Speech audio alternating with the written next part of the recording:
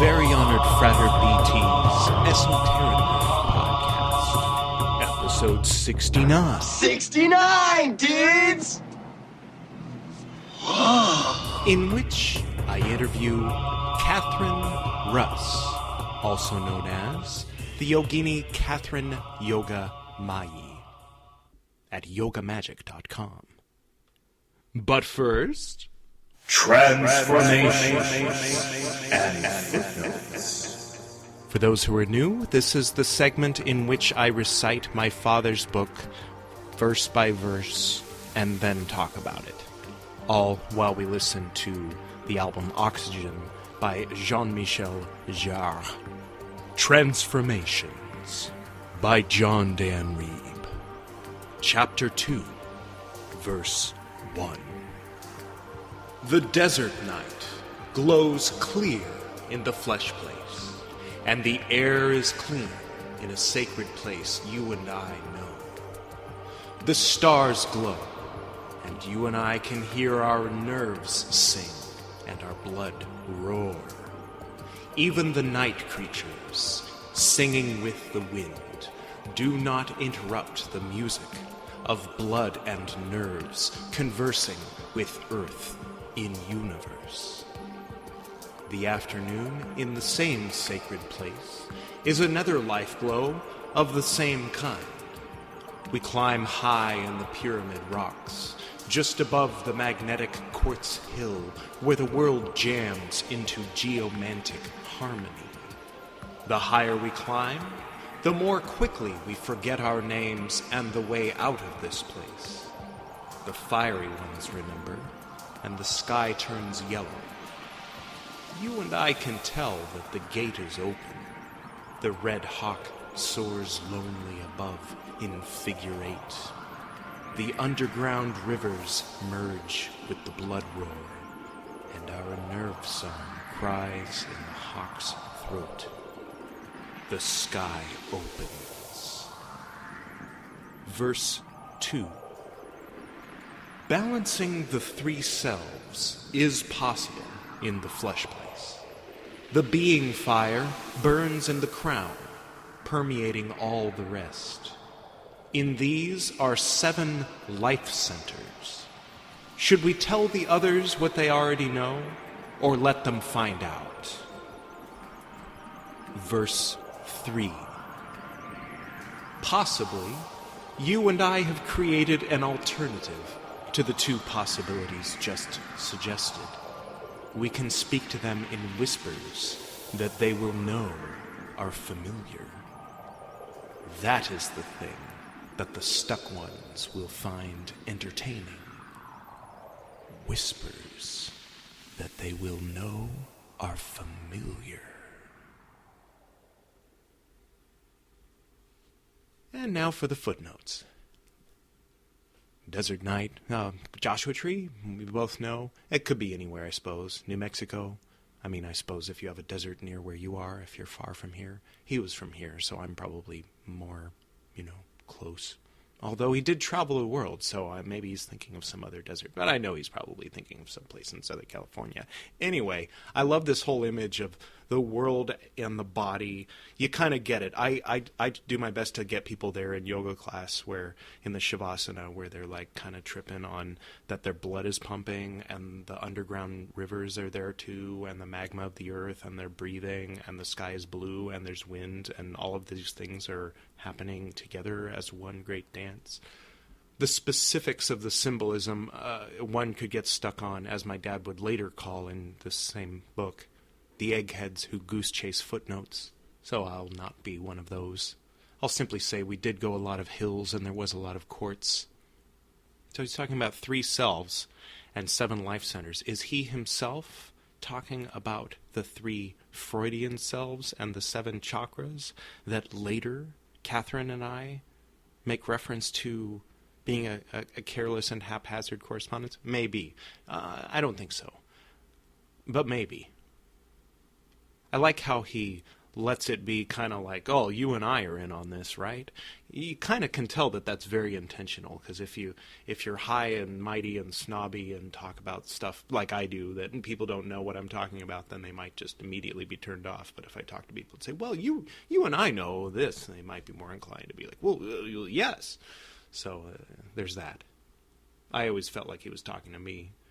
That's the nice thing about it. The whispers they will know are familiar. Earlier in chapter 1, he mentioned, I shall create spaces in words for you to find for life dancing. I think that these whispers that they will know are familiar are very much related to those spaces. Check this out. If you happen to not be driving, go to the Apple App Store or the Google Play Store, depending on which way you swing, and search for Edward Reeb, and that's R-E-I-B, and that's B as in brother, not D as in Dave. Yeah, B. You got it. There it is. Edward Reeb Yoga.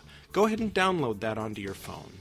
Hang on to it. You might just like it there on your phone, and every once in a while, just every once in a while, you'll get to hear about some free class I'm doing, and who knows, maybe I'll be Skyping.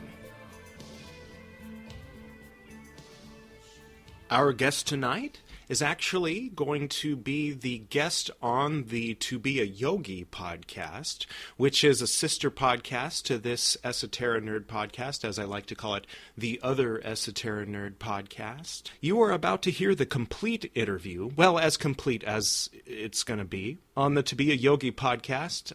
The next episode will be an abridged version, more specifically focused on yoga. And so, without further ado, let's get to the interview, shall we?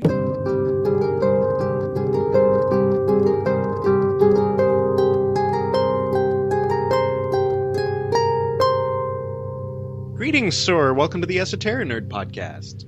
Thank you, Edward. This is the first time we've spoken by voice, but I've known you for years. Would you mind telling us a little bit about your name? Okay, so I was named YogaMagick about 3 years ago, almost now. Mm-hmm. And it was shortly after I created the website YogaMagick. Mm-hmm. And I had another Facebook account called YogaMagick. And then I met a really interesting mystic who actually, he's studied a lot of Hindu scripture and also is a Yoruba actually priest, a Yoruban priest. So a really interesting fellow. Interesting. What was his name? Shivaji. And he gave you the name YogaMayi? Uh-huh. And that's how do you spell that? It's YogaMayi. Nice. So now you're located in Atlanta, Georgia? Yes. Are you there all the time, or do you plan on moving, or? No, I'm not here all the time. Yeah, I'm going to be going to New Orleans in probably about a month. And I'll be also teaching in August at the Finger Lakes Yoga Festival in New York. Oh, cool. That sounds like fun. Mm-hmm. So Yoga Magick is your website, right? Yes, it is. I was born in West Covina, part of Los Angeles. Mm-hmm. And I lived there until I was about 7, and then I lived in San Diego. When I was really young, though, before I even moved to San Diego, I got into tumbling, which I was only briefly exposed to. Mm-hmm. And yeah, it was kind of frustrating. I was really a spoiled brat by the time I was that age, I guess, because I got tap and ballet, and I got a few little fun things that the parents were letting me do. I was really surprised that they were going for. And now, what's tumbling? Tumbling is the precursor to gymnastics. Okay. Yeah, so they put the little kids through before they put them in gymnastics, where they pretty much break them into like little pretzel workhorses. Right. But anyway, I didn't know how good I had it, but being forced into being a gymnastic pretzel workhorse. And I don't know, maybe it probably would have worked out this way anyway too, because when I was a child, I was into mythology. Mm-hmm. I was into all types of mysterious things, anything that's like fantasy. I was just always into that type of stuff. The supernatural became a thing after that, Yeah. and so it was like, well, I guess like mythology was my gateway drug to the occult. Right. Yeah. Yeah, it goes from, what were these weird gods that distant ancestors used to believe in? It goes from that to how do I interact with them? Yeah, pretty Like, much. what are they like? Can they take over my body if I let them? Or, Right. Yeah, it's the like questions start to get a this little be deeper. fun. Like I'd have like an invisible friend, then if like everyone else is being mean to me. Yeah, yeah,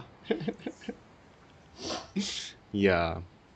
I think that happens a little bit more than we all want to kind of admit that. Yeah, the Uh, invisible friend thing. yeah, so the gymnastics and the interest in the world unseen and the mysteries and things like this, I think the intersection of those just became a natural thing for me because I was also interested in eating for maximum health. I became interested in that at an early age too. Yeah. And I mean the breathing even, the pranayama stuff, that happened just around the same time that I was in tumbling or got kicked out of tumbling or whatever. Hmm. And so it was, I think some movie was out around that time, that I was about 5 or 6, called The Big Blue. And I think it was also, about free divers. Hmm. Okay, I think I missed And that one, but yeah, and it was also, there was some news segments or something I remember seeing on television. They gave a detailed description of breathing exercises to retain your breath underwater for extended periods of time. cool. And so I naturally was like, wow, I learned how to swim before I could walk anyway. And Hmm. so I was like, I like being under the water. I want to be under the water as long as I can. So naturally, I went towards the breath exercises too. Yeah. So these all kind of came together and just brought me in the way of being basically a mystic yogi. I recall you were talking about Kundalini awakening Reiki from a distance or something at one point. Oh yes, Kundalini Reiki. Hmm. It does make people think that it might induce a Kundalini awakening. But it's It, just on your end, right? yeah, it doesn't really induce the Kundalini awakening. It purifies the passages through which the Kundalini passes. Hmm. So that's the interesting thing. People are so Oh, so it's a preparation for Kundalini. it can be that, and it can also be a corrective procedure. Interesting. Yeah, the attunement will help to straighten out any of the any of the knots or the kinks or blockages that are happening on the subtle plane. Yeah. Yeah, with all of the three nadis, the three channels. So sometimes the right one is more active than the left around the time that the Kundalini awakens, and it causes a damage Oh, situation. right. So Ida, Nani, and Shushumna. Is that right? Uh, Ira Pingala and Pingala. yeah, Right. Pingala. Shushumna is something else. Sushumna Nadi is the middle one. Okay. That's the one that the Kundalini is supposed to go up. Right. But sometimes, well, it really kind of goes up all three, more so through the Sushumna Nadi, of course. Hmm. But it can go up more one side, more to the Ida side or the Pingala side at one place or another place. So this is why it's said that you should work with a competent guru or somebody who really knows what they're doing that you can actually trust. Yeah. Yeah. It's not so easy anymore, of course, to find someone that you could actually trust. Yeah. That's an understatement. Yeah, definitely. So, Yeah, that's one of my motivations with making these podcasts is to get information out there that had previously or is ordinarily reserved for, people saying, well, come get my teachings. And, it's a lot of it's been published, a lot of it's written in books, but not a lot of it's as accessible as audio. I mean, we have certain recordings from famous, Paramahansa Yogananda on one end and Rigardi and Crowley on the other. There's some recordings, but nowadays we might as well. The technology's here, so we might as well broadcast, I figure. Yeah, I think it's great. I've been thinking about doing it myself, but I feel like I have so many little projects happening that I'm trying to do all by myself at Mm. this point that I don't want to overextend any more of that, of this Yeah, these just, completely, really impassioned endeavors that are just all by myself. So it's like just too much. yeah. I definitely relate with that. One thing that in my process, I've discovered that when it's if I'm very patient and it's cumulative, and I don't exhaust myself energy wise and time wise like all at once, um, then I can do many things. It just takes a long time, you know. So, because I've got like 15 different projects going on myself, I just have one or two that are obviously visible at any given moment, just because I don't want to just clutter everyone and saying, hey, come check out my 9 podcasts, you know. Right. There's sci-fi, there's everything. That's great. Yeah, really. I noticed recently that you know the hip hop artist, the rap artist Kia? Mm-mm. She does the My Neck, My Back. We'll be hearing it right now later, but right now I don't know this song. Yeah, yeah, well, right. So anyway, I was surprised to see she even does like a little talk cast thing, but I think she just does it on YouTube. She just has a Yeah, YouTube channel and she yeah. just hangs out with her friends and talks, and it's very informative and funny. Very cool. I got invited by my buddy Cast over what you were saying about the energy channels reminded me. Um, to they were doing something in the Bun tradition, Bon, or however it's spelled, the Yeah. pre Buddhist Tibetan, I guess what would be called pagan to a sort of a Christendom centered version of English speaking person. Like the very ancient one. Well, anyway, they were doing some exercises where there was a red. It was I'm trying to remember. It was red, white, and blue, but it was blue on the left and white on the right, and then red in the middle.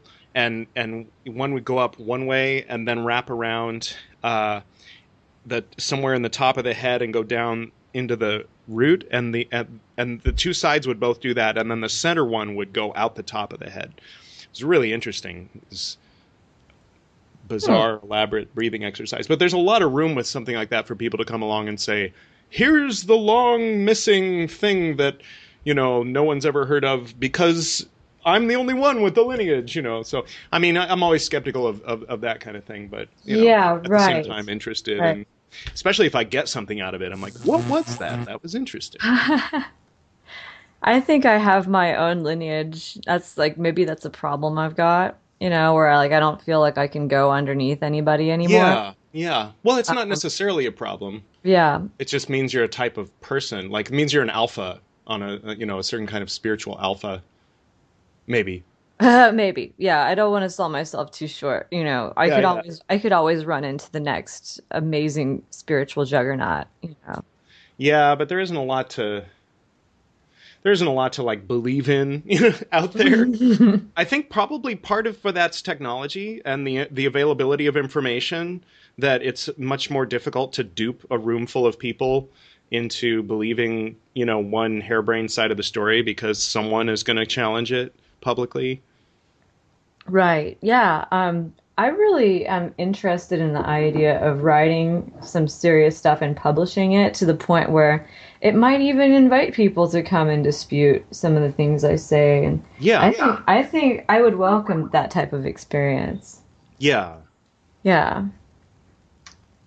I could see where, I mean, I've been able to turn things like that into inspiration at this point, time and time again anyway. So yeah, I mean, I have gotten to the point where I can think of the word Satan, for instance, as an adversarial force. right. And I could kind of so much as like hail that Satan, Hmm. and just be like, "Hi, like you want to tell me what I'm doing is disgusting or absurd?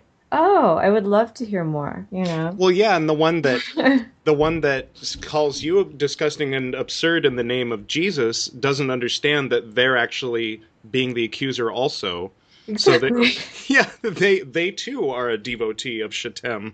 Yes. Yeah, yeah, there you go. It's just like, I don't know. I got to the point where I started seeing these identities of Satan and Lucifer as potentially also like two separate things, Hmm. and also can be used as a office, Right. like a role you're playing. And it can switch, it can be you can be a Lucifer for darkness, or you can be a Lucifer for intelligence and knowledge and gnosis. Yeah, it's true. Like black hat hackers and white hat hackers, Yeah, they're all the same people anyway. Yeah. yeah, they're all still hacking. Yeah. Yeah, I think that well, as far as officer roles go, it's a good idea to move from role to role so as not to get stuck in one. But then on the other hand, at the same time, if the world needs a Hyrus, or if the world needs a an accuser, if then it's noble to step into that role, I suppose. But I think just as a personal, like as a whole being, like as a soul, it's good to be the nurturing mother that forgives everybody just as often as the scolding father that's punishing, or whatever, however, Yeah. Or whatever paradigm. you could just switch between mother maiden and crone, and Right. I don't think that would make anyone less of a man. Yeah, Yeah. totally. It's like, I've been talking about this a lot lately, just how sexual identity is so invested in concept. Yeah. It's so conceptual. And if a male is going to be, for instance, like more soft and nurturing and gentle, it doesn't make him any less of a lover than a man who's like forceful and domineering. Yeah. When I catch that, like someone who, like, someone who likes me, someone who wants to be my friend, they want to buddy up with me.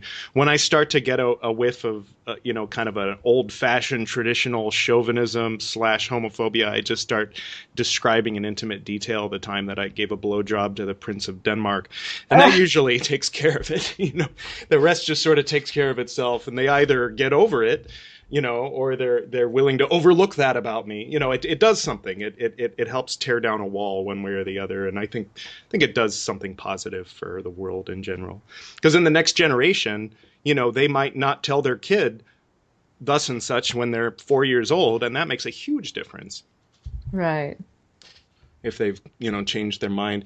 I looking at my dad's old journals, for instance, or his old poetry, like it's clear that he didn't care for gender deviants, or as he said, gender benders, and people who say that men should marry men and women should marry women. He was like very passionate about when he was like 19, and in 1959 he was railing against it. And it's like, Jesus, Dad, what's wrong with you? Because I remember growing up with a man in the 80s who was Yes. like, who was much more open-minded. He had gone through some stuff in the 70s and the 60s and come around and that kind of thing. But now he's passed away, and so I just wanted to make sure that I was on the right side of history. So I asked that guy out to his car, and that was my whole motivation. I just wanted to be able to say, "Hey, don't identify me as one of your fellow KKK members." For Like real. I'm on the other side.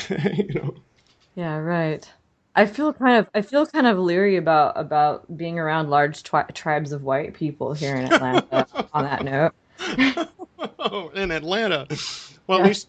Is it, I'm not my genetic lineage has nothing to do with anything about keeping slaves yeah. in this country. Like, I was like, I want to be clear about that. Like, my family came here fairly late in the game. They didn't mess with Indians. Right. It just wasn't my family's flavor. Yeah. I'm pretty sure I wasn't directly involved, like as far back as my family was here.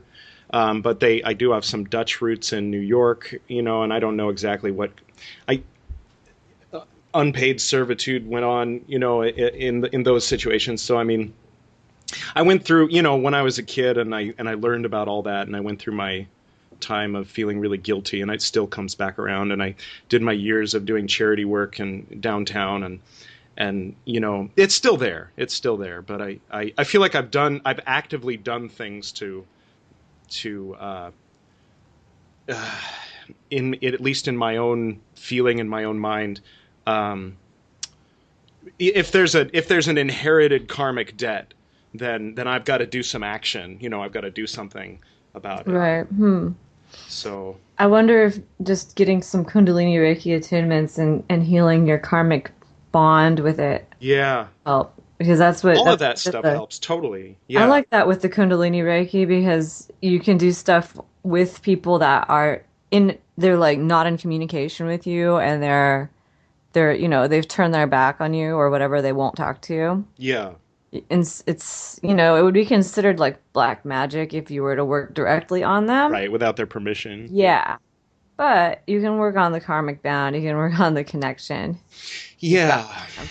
And that's what's cool. I like And that. I think probably past life stuff is more personally, that's where the karma is more directly, I mean, I think that there is ancestor karma that gets passed down the genes, because I have this house I'm in for a reason, it was built in a neighborhood that, prospered after everybody got their GI Bill, and some people were told, well, you have to have a house over there where it's going to be worth shit in 30 years, but you get to have a house over there where you're going to be a millionaire later.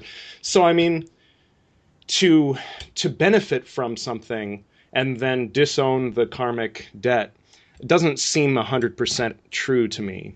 I mean, a lot of people really want to, they'll say something shorthand like, oh, white guilt sucks, or something, or some, that's not you, I never owned slaves, or just some quick little witty thing to try to disown the injustice in the world from, Right. and just look at the richer people and complain about that, and not look at the fact that we're richer than most of the people.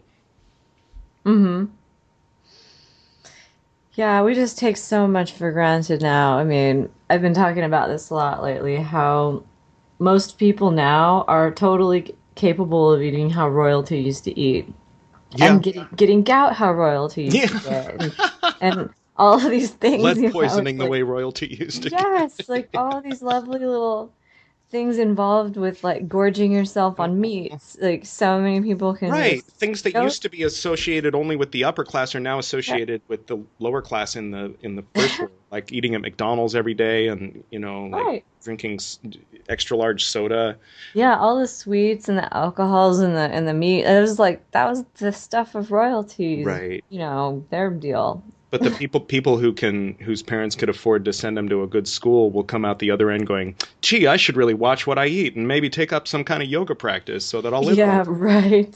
So, I mean, that's kind of part of, so even these podcasts are kind of tied into that, like, hey out there in the world, the places that have been totally screwed over by, my cousins. Oh, yeah. Hear what I'm saying. Hopefully, act upon it. Think before the next time you go to Jack in the Box, like, whatever. Ka-ching! If only I could get money every time I, like, mention some brand. Totally. Wow. So let's see, Vajrayana Buddhism. I just thought I'd say that. Yes, Vajrayana Buddhism. So the microphone that I am speaking to you on was bought for me by a Vajrayana monk. Nice. He gets donations and stuff, and so it was donated to me from him, basically. Mm-hmm. And I was grateful for that, because obviously my computer sounds like shit when the microphone's not working. So, but anyway, I was doing meditations with him on his meetup. He does a Google Plus meetup. Mm-hmm. There's a dog dreaming next to me right now. If you think that. What's his name? Oh, I mean the monk. Dog. Oh. Or both, whichever, Oh, okay. His name is Thabki Dorje. Oh, that's a good name for a dog. Oh no, not the dog. Oh. It's the monk. Oh. The dog's name is Layla. Oh, cool. Midnight.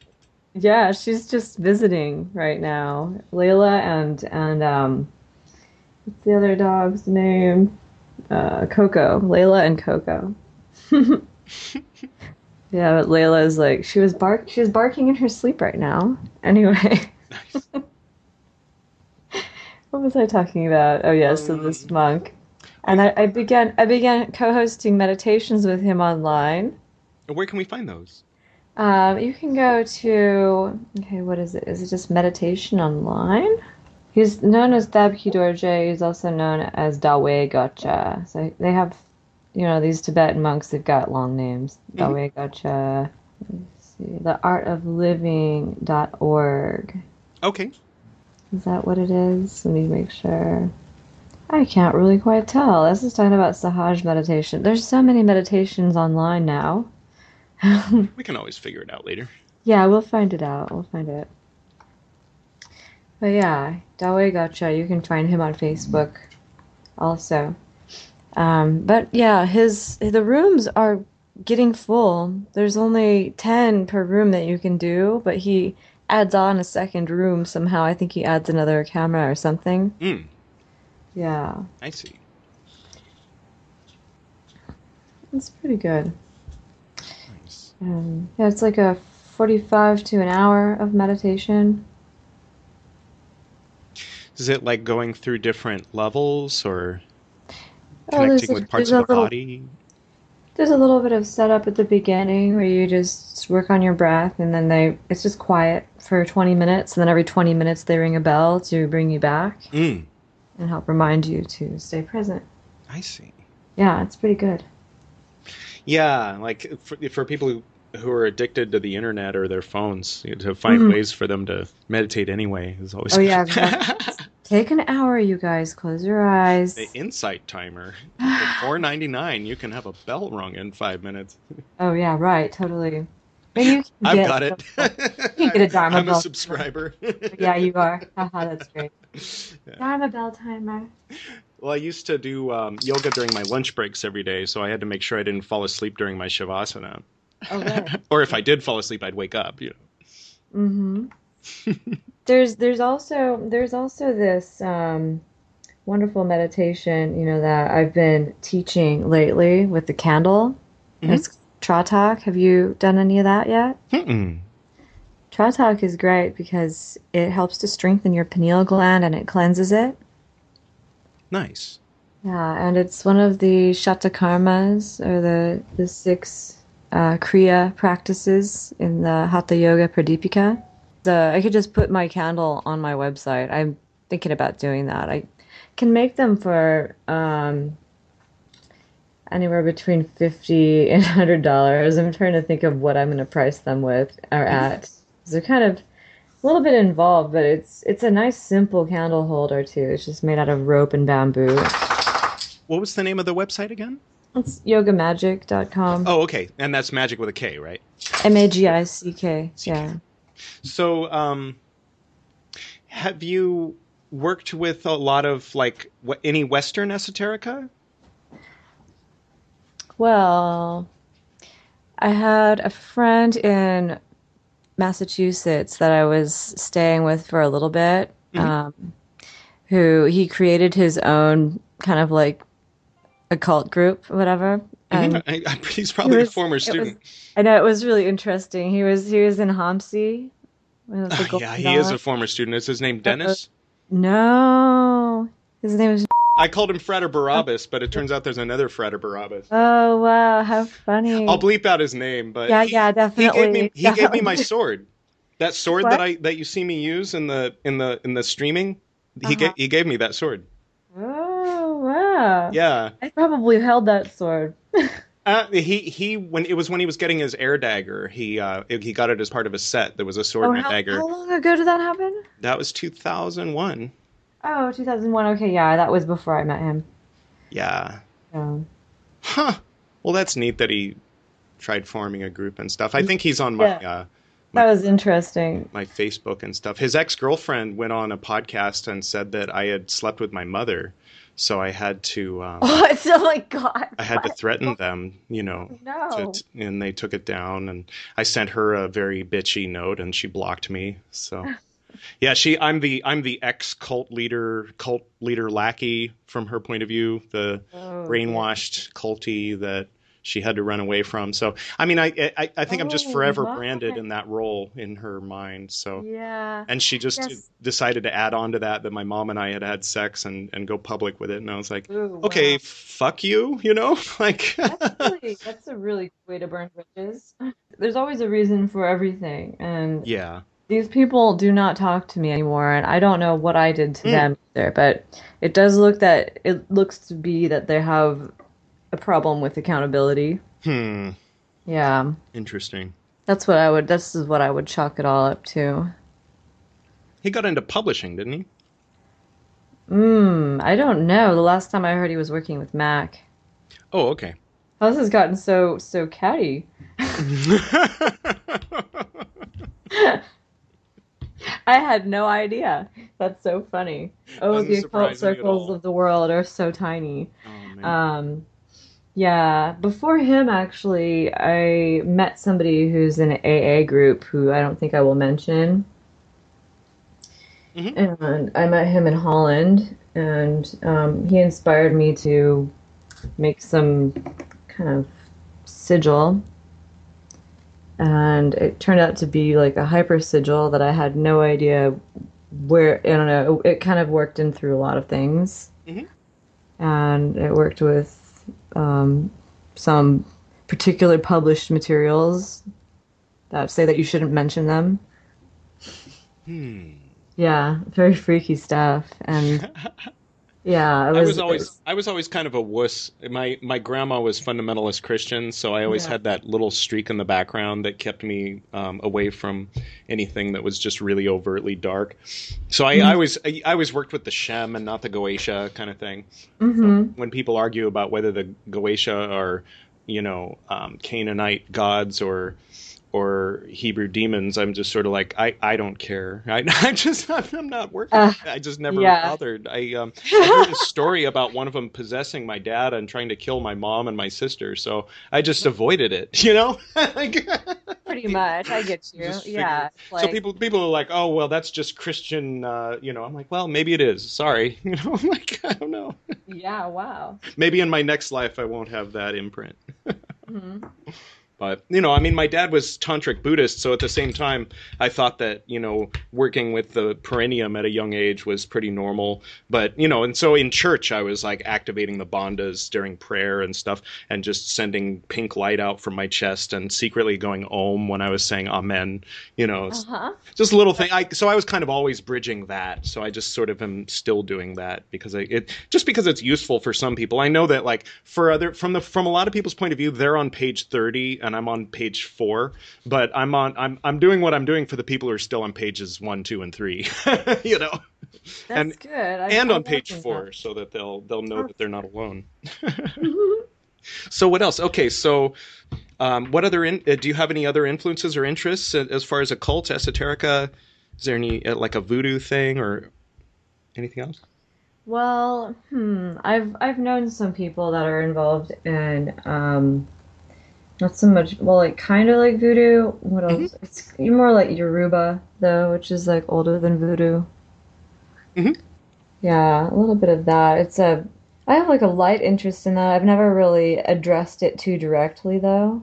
Yeah, I haven't really delved in, but I've studied a bit. Yeah. Been like just kind of looking at hoodoo practices, protections, and things like that Yeah. lately. Uncrossing rituals are very interesting to me right now. And I just feel like I need to, I don't know, it's very annoying to me. I feel like I have like a crossed condition, but I've also been told right now that I'm near the end of my Rahu stage or whatever for my Hindu astrology kind of thing. I don't know if you know about Hindu astrology much. Not enough to know what that means. Okay, yeah, the Rahu phase is like the really troubled, difficult phase in a person's life that could span several years. For Hmm. me, they say it was like an 18-year or is an 18-year span. And I'm coming to the end of that, I guess maybe around November of next year, or I think it's this coming November, really. So that's kind of good. I'm excited about that because it's been like I've been having so many troubles with business and finances for so long, It's just driving me mad. Yeah. I've had people ask me if I've tried to kill myself before after looking at my astrology. Mm. And I'm What? just like, yeah, I'm like, oh, well, I have had some trouble. I've had some trouble. I will say that, but I haven't tried, you know. Right. Yeah. Yeah, I always felt like it wouldn't help.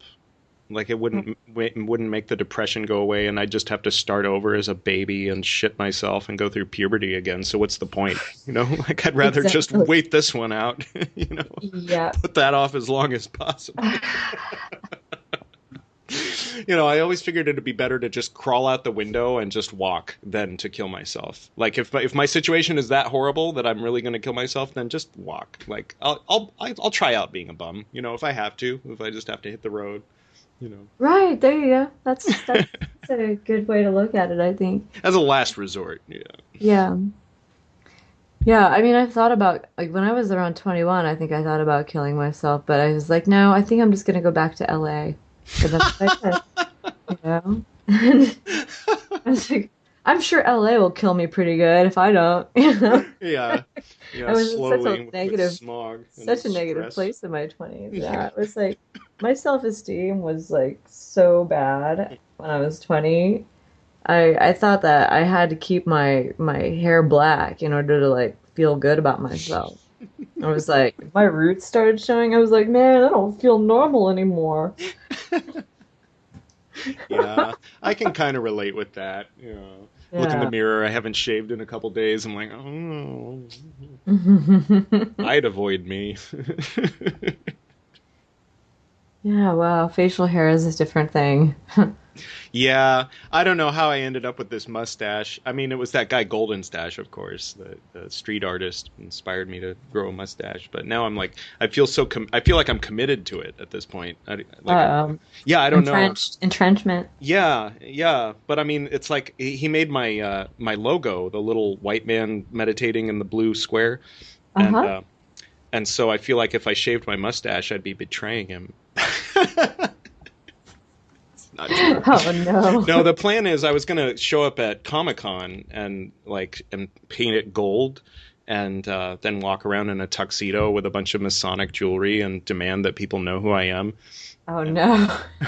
or reprimand them for not knowing who I am. And then Joe Shantz, the my co-host, was going to show up as the other Golden Stash, and then we were going to argue about who the real Golden Stash was. Meanwhile, the real Golden Stash is in Massachusetts, and we're not going to reveal his identity. Okay. It's kind of funny. That's deep. It was like he created it as a talisman for himself of who he wanted to become, and then but then I started growing the mustache, and so now he actually has a mustache too. He didn't Oh actually have a man, mustache before, but now he does. that's too much. Yeah, I know it's a problem. Because I go to yoga class, and it's like some people are like, oh, he looks interesting, and other people are like, who the fuck does he think he is? You know, like, do you think this is okay? You know, and I'm like, I see that, I see it on your face. I Do don't you know what think to this tell is you. okay? You know, like, Oh wow. where do you think you are? What decade do you think this is? I don't know. You know, my man has a beautiful mustache, and Oh, he's good. pretty. Well, No, I don't don't feel worry so about bad. it. I I grew don't worry up about I grew up teasing people for mustaches is what it is. So it. now I'm the victim of my own ridicule. God, I miss him. I gotta get back to Australia. How long are you guys apart? We've been apart almost a year now. It's a Oh long my God, distance hell of a relationship. that's difficult. Yeah, I prefer not to use such adjectives. Yeah, difficult. Yeah. Yeah, that's a good idea.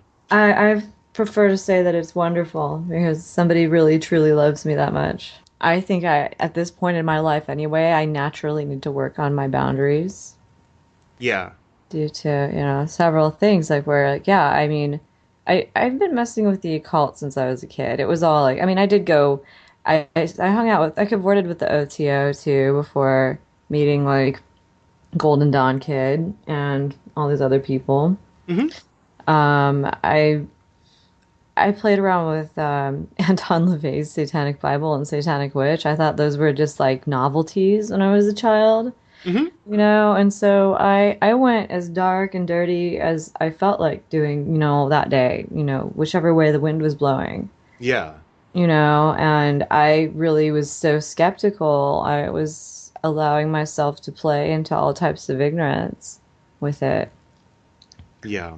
So it was really eye-opening to find out later on that I had a lot of spirit attachments, and that it really was affecting me on many levels that I wasn't really quite fully aware of. Yeah. Yeah, and since I've been able to be clear to those things, it's much like having had lived with parasites and not known how those parasites were manipulating my subtle faculties. Because that's how parasites work, you know, like if you eat beef, there's something in that beef's bodily fluids or body that wants to feed on it. And it's like it could be microbial, it could be worms, it can be all types of things. There's It's like a whole other world you're letting in you Yeah. when you eat another animal. And then the agendas that are going with the whatever it is that enjoys consuming that animal are in you now. Yeah, and they want you to feel a certain way because they eat that peptide. Yes. And so when they don't get that, then they eat you. Yeah. And then you start to feel depleted and you're like, oh God, I can't live without my meat. And so the cycle perpetuates. Right, or my And lactose or whatever it is that it's addicted to. yeah, and similar stuff happens with spirit attachments. Like, oh, you can have a sex addiction and not realize it actually has something to do with the succubus or incubus attachment you've got. That is a big freaking deal. And people will just joke with me and they'll laugh or they'll actually become very nasty and they'll try to turn things around on me very quickly and they'll be like, oh, well, you're victim shaming like a woman who got raped. You know, it's like, no, I never did anything to that nature, but people they'll distort my words like really quickly when I bring these things up, which makes me think like, whose team are you playing on right now? You know, it's like, it makes things get real weird real fast. Yeah. Yeah. There's still a lot of work to be done to overcome the inertia of the patriarchal, just the way everything has been and still is in most of the world.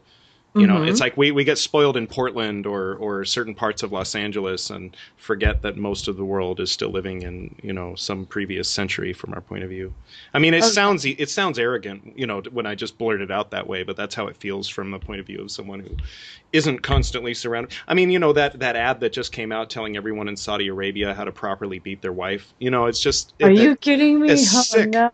I mean, and not to just point fingers somewhere else, but I mean, the shit goes on here in this country in various forms too, and Right. it goes on. I mean, it goes on subtly and insidiously in if you have a group of progressive thinking, like a commune or something, and everything, and then you find it there too, and it's like, how did you get in? Who let you in? How did you not understand the basics?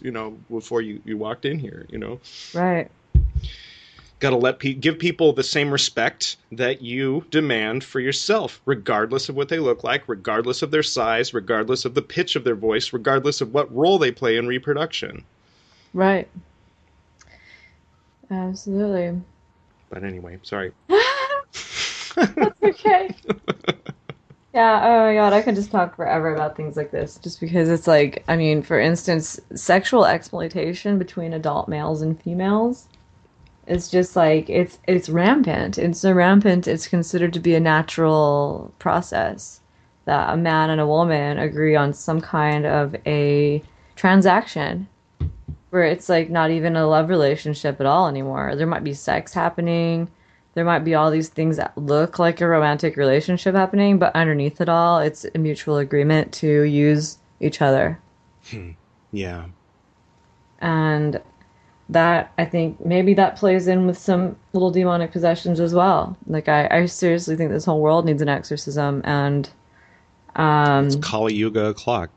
yeah, it really is. And like this is like where, the end of the Kali Yuga, I believe, should be coming with a huge purging, and Yeah. it should be a spiritual purging actually. And people constantly long for death now. People constantly long for mass death. Yeah. And they think it's going to help, and then it happens, and it throws the world into more chaos and more sorrow and sadness. Yeah. And it's actually just pulling the vibration down and down and down. And so I feel like the only thing that we can do is to be direct and very direct, yeah, about the way that the spirit realm directly interacts with human psychology. Human psychology is inseparably parapsychology. Yeah, one of my teachers, Gordon, used to say the brain is just a switchboard and that it's all going on in a place that doesn't have location, which, of course, is a paradox, but the actual being, the actual viewpoint isn't, where it looks like it is from the point of view of the sense data. Right, it is a paradox. It's like it's the paradox of what direction would you be observing the void from? Yeah. You know, what side of the void are you on? Like to look at it from. It's like the universe is talking to itself, but somehow I control this voice and not yours. right. Yeah. It's great. It's incredible. Yeah, it's the trippy. stuff that happens when you have a big bang and a bunch of dust going around. It's shenanigans. They recently found out that at a certain point in certain stars' evolution, they blast rivers out of their poles.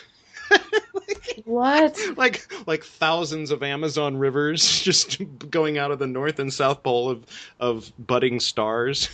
Wow. And it goes through. It starts out, of course, as vapor, coming out of the fire, and then turns into water briefly, and then turns into ice, and so it ends up with they're shooting ice rivers out the top and the bottom, and that may actually be where all of those, where Halley's Comet and the rest that are out at the edge of our solar system came from, was when our sun was shooting rivers out at the top and the bottom. It's just so cool.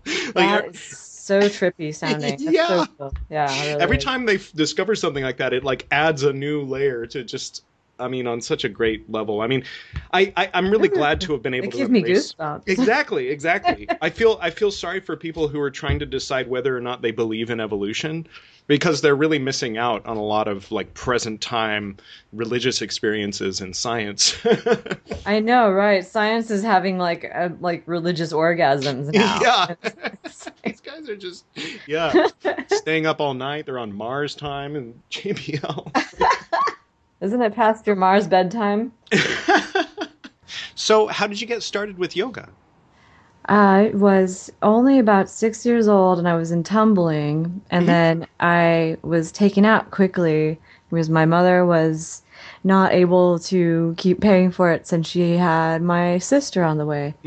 So I had to stop, and I was really bummed out, and I was such a spoiled little brat at the time. I was like, oh, I was so upset my sister was on the way. And then I was like, oh, well, it's my sister. It's my only sister. I had to get over that pretty fast. Yeah. And realized that I could, just work on it by myself, work on stretching, work on different ways to move the body. And coincidentally at that time, I also was into swimming and holding my breath underwater as long as possible. And later on, what I was doing, the stretching, I learned at about age 11, was actually yoga poses. I was doing actual yoga poses. I wasn't just making things up. I think that's how yoga came about, though. It was somebody just stretching and making things up. So it was I kind of organically invented yoga the way that it was invented, I believe. Yeah. But, also, what was funny, I just found out about 5 years ago that the underwater thing that I was doing with the breath retention, that is an esoteric yoga practice. I don't remember what it's called, but the yogi holds their breath underwater as long as they possibly can until they almost lose consciousness. Interesting. And yeah, that's a practice, apparently. So what kind of yoga do you teach? I teach basically Raja Yoga, which incorporates all of the yogas.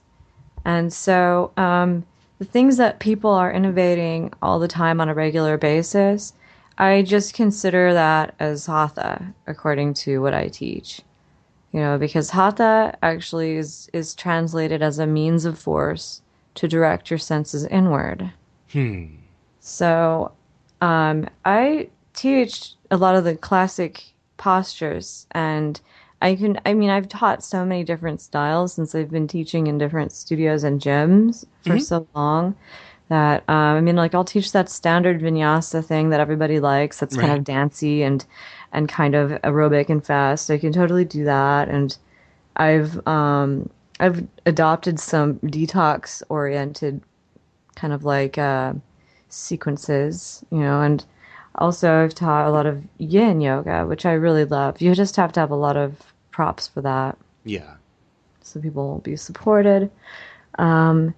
And I really enjoy teaching Dharma, which is an interesting part of yoga, too. I've also taught a little bit of Kundalini yoga, honestly. Now, what is Dharma in this context?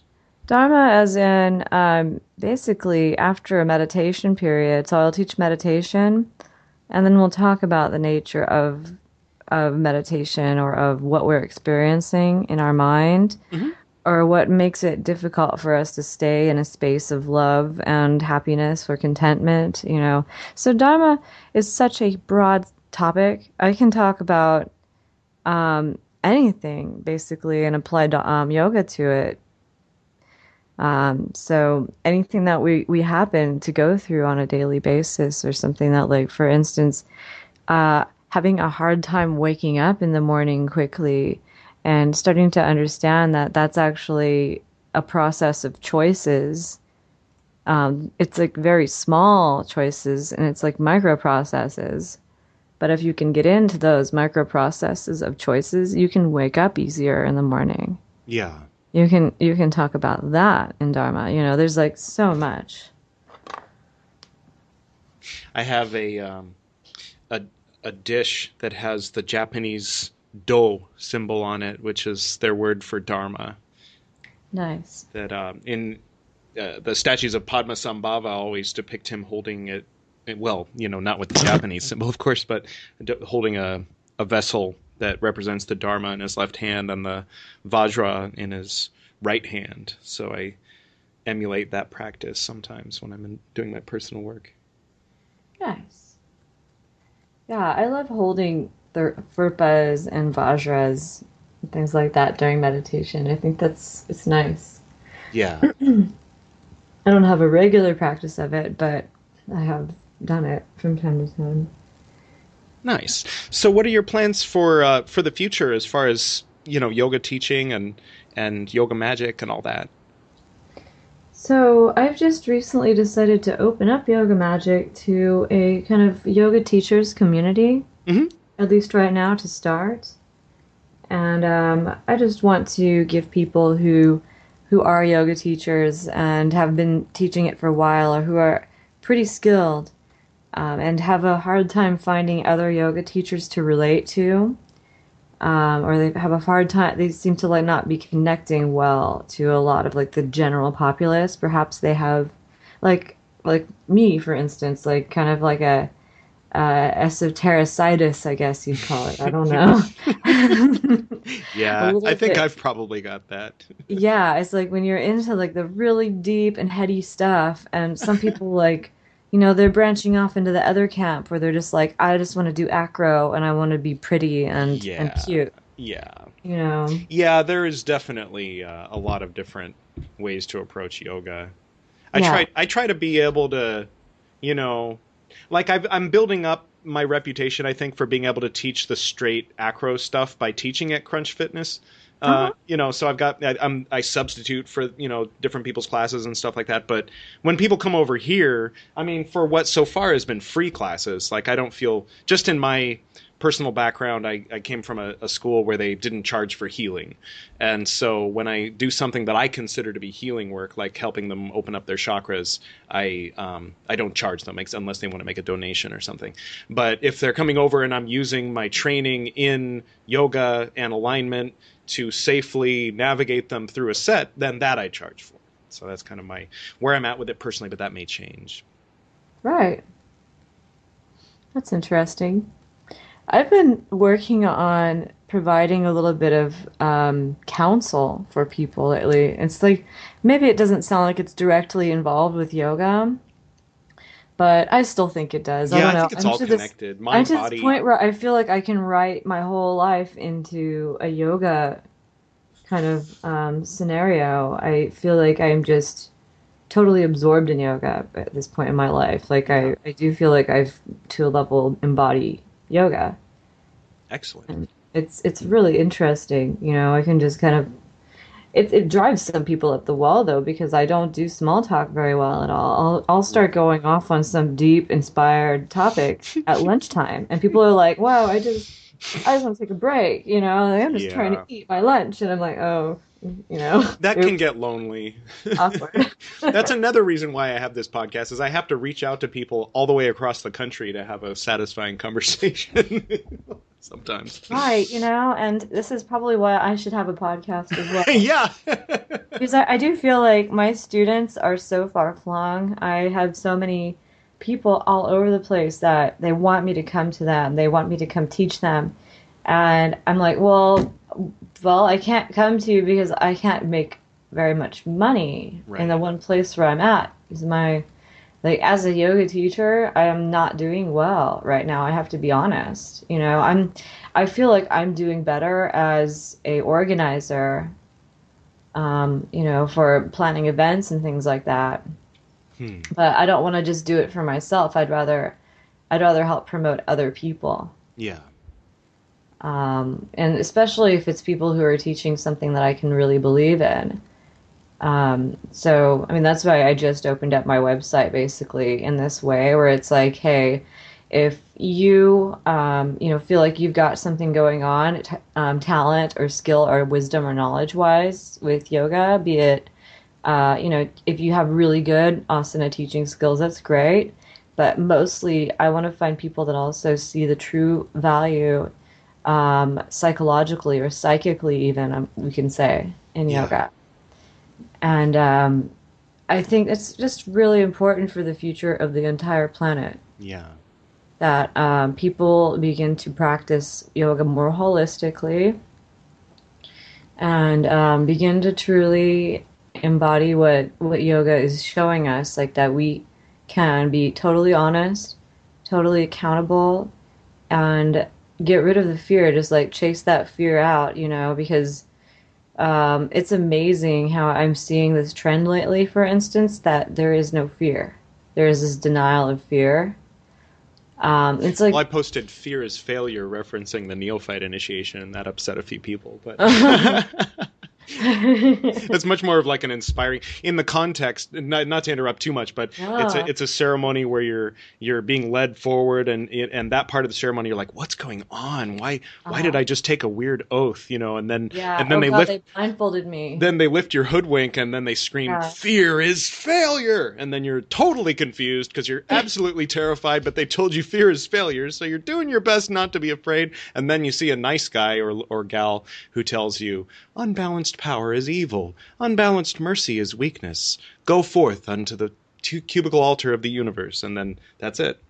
So it's Nice. like there's a context, but I mean, I guess just blurting out "fear is failure," like people are like, "No, it's a proto-survival instinct that has a role," Yeah, yeah, blah yeah. blah blah. Exactly. Is that we get a camp of people now that like that defend fear as like something that you need, that's good, Mhm. and then people that deny fear, and it's like, where's that middle path? Where Right. would the middle path for that be?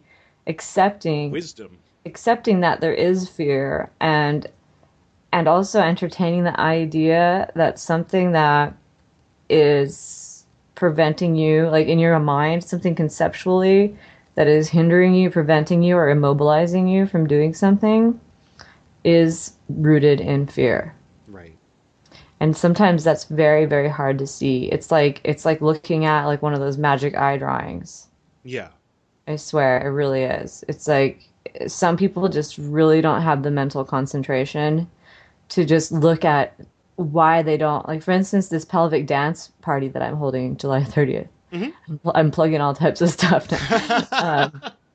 This pelvic dance thing is based on Jungian shadow work in a kind of like covert way, you know, and but you haven't even begun to like step toward those shadows if you won't even move your pelvis at all.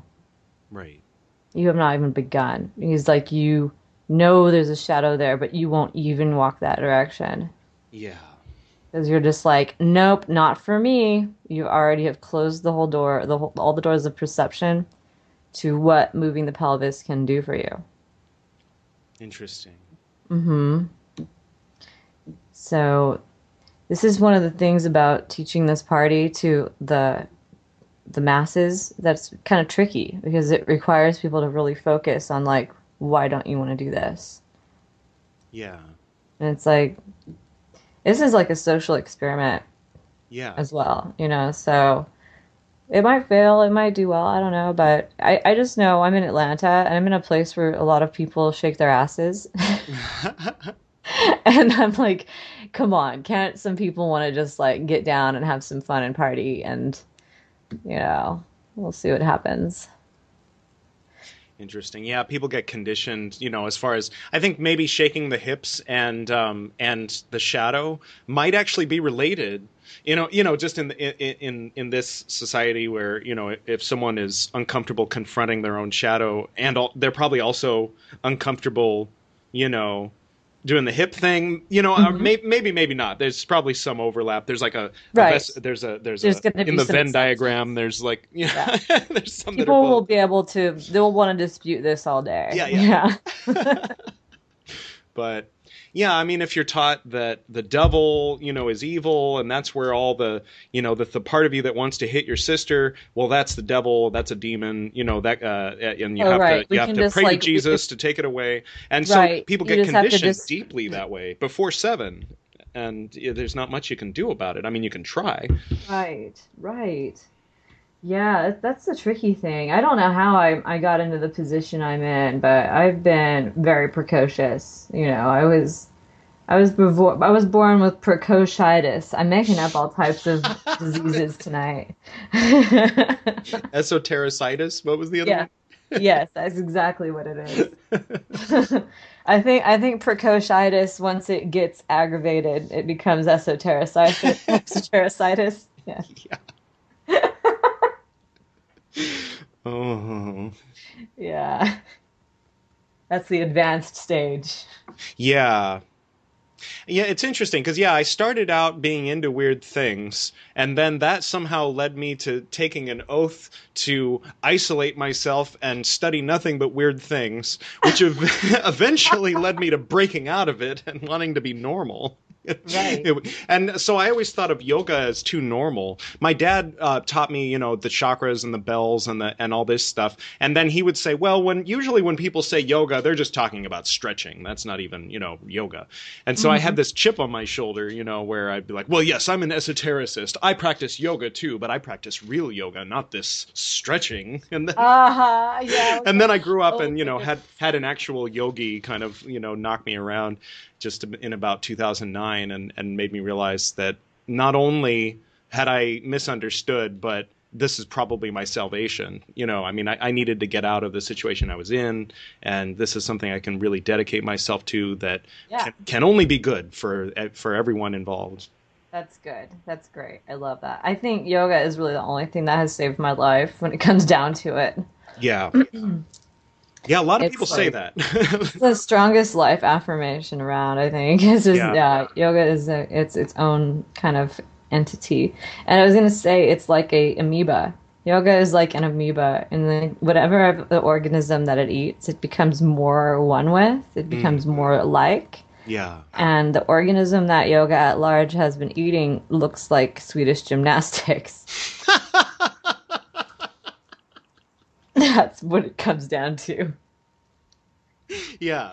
Makes So sense. now the yoga amoeba everyone is seeing, and it's like the thought form of the yoga amoeba is doing like dancer pose when someone thinks about it, and they're like, whoa, yeah, I can't do that. And that's as far as it goes. Is thank you, Kali Yuga, thank you.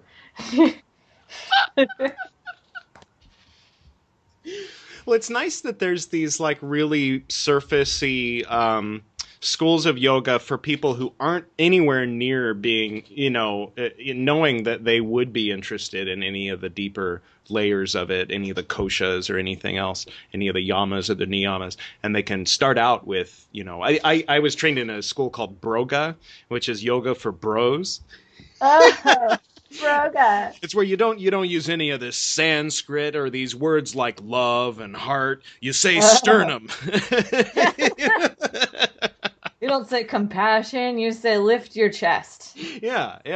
And you don't play any of this music with these female vocalists. I finally got out of that. I was like, okay, this is really too much. But I got to. It was a fun training, But I think I got some kind of permanent students off of that because I've got some. Ooh. Yeah, that still come to my classes, even though it's not Broga anymore. Well, have fun with that. Yeah.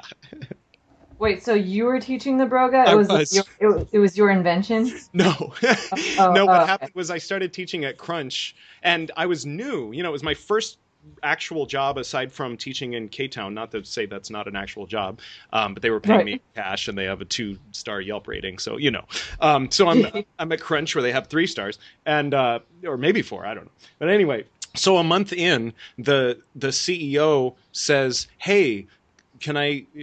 Would you mind getting trained to teach Broga?" And I was like, okay, yeah, no, I don't mind, sure. And so I came to the training and went through it, and then they put me on the schedule, and then I was teaching Broga. But then what I didn't realize was that the founder and then one of the other higher ups were going to come whenever they were in town. They were going to come to class and not tell me.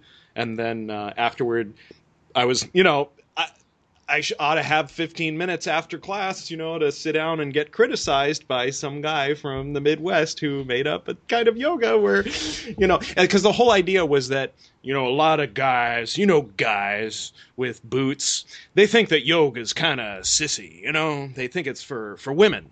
So we want to kind of package it in a way that they'll be like, well, I don't know about no yoga, but this Broga sounds all right. And then eventually, years down the line, they might be like, well, maybe I'll try a yoga class. And so it's like really going out of your way to reach out to these people. Oh, wow. Yeah, I get you. But, it's kind of like heartfelt. I was into it because my dad never would have gone to a yoga class. So I kind of felt like maybe I was reaching out to other, intellectual, overweight, arrogant assholes like him. And that maybe could save them from... gout and everything else that we were talking about. But yeah, right. But I don't necessarily want to dedicate myself to working within the school of Broga, but I do throw it up there on my resume as one of my influences or one of the things that I can draw from in my classes. Yeah, absolutely. There's a time and place for everything, and always know your audience. That's definitely a big deal there. I've taught in a proper yoga shala. I've taught in gyms. I've taught religious people in Israel. Nice. Yeah. So that's tricky. There's certain poses you don't want to do around proper Jewish women because it will freak them out. Like Happy Baby, I imagine? No, peacock. Oh. That freaks them out. They're like, don't do that, honey. It's bad for your womb. Oh. I'm like, oh, okay. Interesting. Yeah. They're just very womb-centric, the women there, and they see you jamming your elbows into your abdomen, your abdomen. I'm pronouncing like I'm a foreigner. I do that sometimes. I go into accidental accents. But anyway, yeah, they think that that's going to hurt your womb. But I also was doing a mudra at one point by the Western Wall, and they really didn't like that either. It's always the odd Jewish woman that comes up to me to chide me and tell me I'm doing something wrong. Yeah, I was totally surprised. I invited all my Jewish friends to my Jewish wedding. Janie and I got married under a canopy, and then we using all these Hebrew divine names. We invoked the goddess Isis. And then Isis showed up and conducted the ceremony. Asherah, whose name was carved beside that of Yod-Heh, Vav-Heh in the ancient Hebrew temples in Egypt.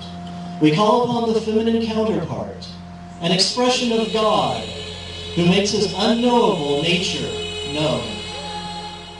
Come thou forth!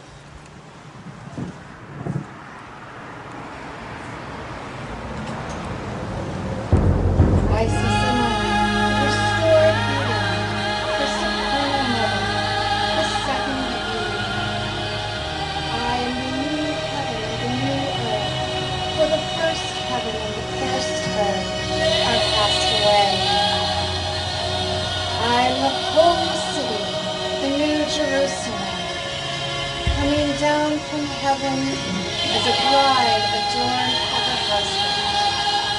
I am she. So I thought I was going to have offended a lot of people and that I was going to have some explaining to do. But all the people who showed up from work that wore their yarmulkes to the wedding were coming up afterward and saying that was the most brilliant Jewish wedding I've ever seen, and I'm going to be talking about that for the rest of my life. Wow. There was, I was pretty solid. I mean, in my mind, I mean, to an Orthodox rabbi, there'd be absolutely, But I mean, I went kind of across the board with, okay, we're invoking the feminine aspect of God, the Shekinah, who was known as the goddess Ashira, who corresponds with the goddess Isis, and she is of the nature of Avalokiteshvara, or Kuan Yin. And here she is, she's wearing a crown. Okay, she's going to conduct the wedding with a sword.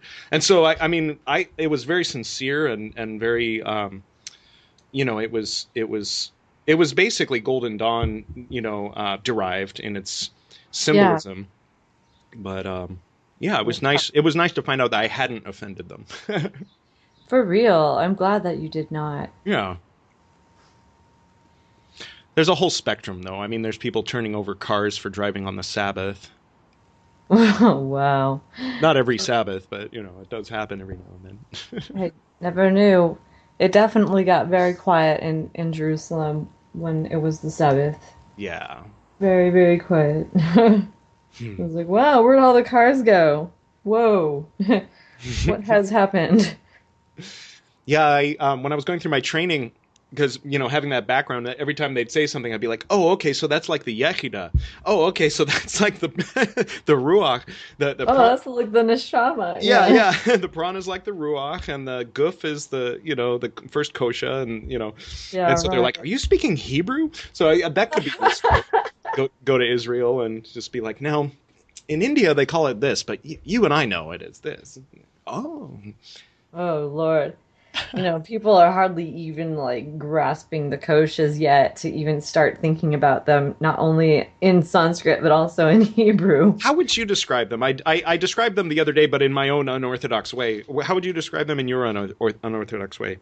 Okay, so I love the koshas. So the part that that we have in the yoga magazine all the time that we work on, we wanted to get it to exactly that position, and obviously that's the food body, the Annamaya kosha, and then the part that moves us and animates us as living entities is that pranamaya kosha, and it's also the breath. It's also strengthened with that pranayama. And then along with that, the breath carries in through the mind also the movements that are chosen to be done, in the pranamaya kosha, that's through the mind, the manamaya kosha.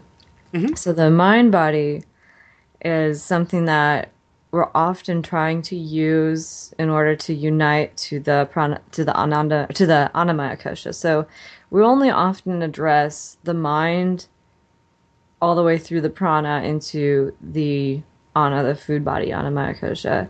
And there's very little extra focus anymore in the yoga community. They can't get beyond that in an hour-long yoga class. Right, and not have a few people drop off because they're half fundy or whatever.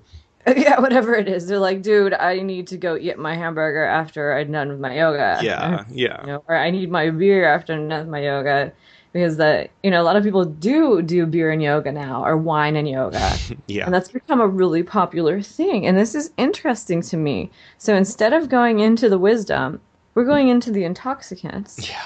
So we can trick ourselves into the feeling of being connected to reaching into the Anandamaya kosha, the bliss body. So we've overridden the Vijnanamaya kosha. We just skipped it. Yeah. We skip that and go like, okay, I'm gonna drink now or smoke weed or whatever. I mean, weed's great, by the way. But I got invited to do cannabis yoga, and I said yes, but I said I didn't want to put my name. I didn't want my name attached to it because right. I plan on teaching some sober people too. You know. Yeah. Totally, you know, and it's like it's not everybody should smoke and do yoga. It's Yeah. not like recommended. It's not Well, and not every kind of yoga. I probably don't want Right. to do kriyas right out. You know, when you're all No, high. yeah, you really Or don't. teach kriyas when you're all high. Yeah. Yeah, no, especially teaching. I don't recommend it. I know Teaching. are you familiar with the Source family? No. There was this group, this cult in the 70s back in Hollywood, or back in the 70s in Hollywood, I should say. And they would take 1 6-second hit of marijuana in the morning, partly because there was 140 of them, and they had to make sure there was enough for everybody. That was all they would have all day. And then, so after that, then they'd go in and they'd do kriyas and stuff like that. But that's different than like, let's get ripped and then do yoga, you know. Oh, yeah, right. That's just kind of cute. It's like a little tiny nip in the morning. Yeah. That's not even really, yeah, it's not like let's smoke like bong loads. Yeah. Totally bombed. I mean, there is, like, luckily with marijuana, it does have a limitation. It cuts off after you smoke so much, you can't really get any higher. Yeah. But the thing is, Just you just fall asleep. You waste money, you fall asleep, you burn all that stuff, then you're hungry. And it's like, okay, yeah, there's nothing to do with that. You know, Yeah. there's like, even the saints in India that smoke it, they only do like 2 drags in the morning after they bathe, and then they do 2 more at night. There was this great documentary on Netflix about hippies that went to India and stayed there. Mm-hmm. And there was this one guy from, I think he was from Holland, and he was talking about how he used to have all this ambition, and he used to, you know, have all these things he wanted to do, and then he took acid, and then he came to India, and now he lives in a cave, and he smokes marijuana because it makes the ambition go away. Yeah. Right. It makes the ambition go away. Yeah. So as a Buddhist, no, I think he was a devotee of Shiva, but he thought that was a necessary part of his yoga. But he was kind of laughing when he said it, so I think, you know. Oh, well, that's good. He Half probably joking. wasn't taking it that seriously, like he had to. Right. Yeah. 'Cause it's like But everybody. there's probably truth in it. Like, I mean, I get that. For me, I get a little bit irritable, you know, and so then I smoke some to take the edge off. But Yeah, right. I think it's good when a woman's on her moon cycle. I don't know. That's why it became legal in Amsterdam too. You know, the queen liked to smoke it when she was on her moon cycle. So nice. yeah, that's how it got. I didn't realize they had a queen. Yeah. Mm-hmm. I should know more about politics in other countries and stop being such a stereotypical American. I'm not sure who's really. I mean, I know there is a royal family still acknowledged in Holland, but I'm not sure if it's still the same kind of royal power system. I'm not sure how it works. Right. So, yeah, but that probably heavily influenced it. Like, yeah. Oh, yeah. I'm sure they're very involved in the loose about politics if they're not ruling. Yeah. Yeah. Now, someone asked Queen Elizabeth what she thought about Brexit, and she's like, "Oh, I don't get involved in politics." Mm-hmm. Fuck you. Oh, yeah. By the way, sit there and be the richest woman. I pulled up a model of the koshas just a little bit ago, and Mm-hmm. I'm looking at it, and this one, I mean, I think it's interesting to see the more modern takes, because every time this is like watching the way the Bible changed. Seeing the way that yoga terms and models and things like that get a little bit switched for the sake of being more comfortable for people, rather than, well, and it could be kind of a manipulative thing too for business, because it's more comfortable, then it'll get more people in the door. Right. So this goes, it looks like a target, you know, and in the middle it just says self. It doesn't say Brahman, it just says self. And then like outside that, then there's like Anandamaya Kosha, then, you know, the bliss body, then the Vijnanamaya Kosha, the wisdom body, then Manomaya Kosha, the mind, and then Pranamaya, the energy of chi, and then the Annamaya, the physical. So this is like going inward, because I guess like they're trying to think about that idea of turning the senses inward. Yeah, I've thought of it that way, that the outer layer, the outermost layer, kosha, is the body. But then by self they mean Atman as opposed to Right. Jim Bob. Yeah, exactly. That would be Atman. That word ego, that Latin word ego, which used to mean I, Yeah. has been turned into something else by Freud that means Yeah. something other than I. Right. Right. And that's another thing that I think is a big deal. I need to work my way up, I think, to getting into the position of being a stand-up comedian or something. Yeah. Because some of these things that we talk about in our society that we shame each other on are just so it's a ridiculous like mockery Yeah. of We're what it parroting really a is. misunderstanding of an arcane Yes, way yeah. of looking at it that was just one guy's point of view who got popular because his uncle was rich or something. Or his Exactly. nephew was Edward Bernays. Yeah, yeah. His nephew Edward Bernays also got inspiration, yeah, to do all types of other propaganda, of Yeah. course. Yeah, Um, to use Freud's understanding of human psychology against humanity. yeah, yeah, and I mean they're both Zionists too. Yeah. The thing is like Freud, though, we have to say, I mean, whether or not he really came up with this or a team of people came up with this, what he's talking about with the model of the self. It really works well, but only if you've got all of the parts of Right. that system that, in grip. You have to have a grip on them. Otherwise, it's like it's a Frankenstein monster in its own kind of right. Where the way, people are running around with the word ego and they're like Yeah. they're tagging each other with it or they're shaming each other about it. Yeah. And there's no way out of it. Nobody has like the keys to that room. They're just locking people in it. They're I locking bring themselves people's in it. attention to that with third chakra Yeah. work. Hmm. That's where I talk about the ego and how this is where the ego is. Okay, let's talk about that. And, Hmm. and we're not saying, shame it. We're not saying That's make good. it the king. It's here below Anahata. So Anahata is superior to Manipura, just like love is superior to your opinion. But they're all important and they all line up and they all, are necessary. Interesting. Yeah. But That's kind of a oversimplified. where would that put the super ego? Well, the superego, from my understanding, is society. So, I mean, that puts it in the shitter, personally. I think that it's an error to put the superego above the ego. Because then you're saying that, everybody's the societal standard of, like, if you happen to live in the South, like, what church you go to, that's the superego. So, like, Right. So that's whatever, the collective ego. yeah, that's the unconscious superego though. There's actually a conscious superego, just like there's a conscious ego. Hmm. And that's the interesting thing about Freud's model of the self. That there's just this wonderful diagram somebody did. They did an illustration and it's an iceberg. And it shows things that are under the water, the id and the superego and the ego to be the unconscious. So the superego, or the id rather, which is inside of the ego on this illustration, Makes sense. it's always unconscious. It's down inside the ego, inside not only the ego but inside the unconscious ego. But once you can get a hold on all these things, they tend to stop governing the way that you're living your life anymore. Like the id. That reminds me of what you were saying earlier about the parasitic things. Oh yeah. That's where they get you. Is in the things you're unconscious of that are going on that level, kind of. Right. Yeah, exactly. And when we're a child, that's very pronounced because we haven't been instilled with the superego's teachings yet.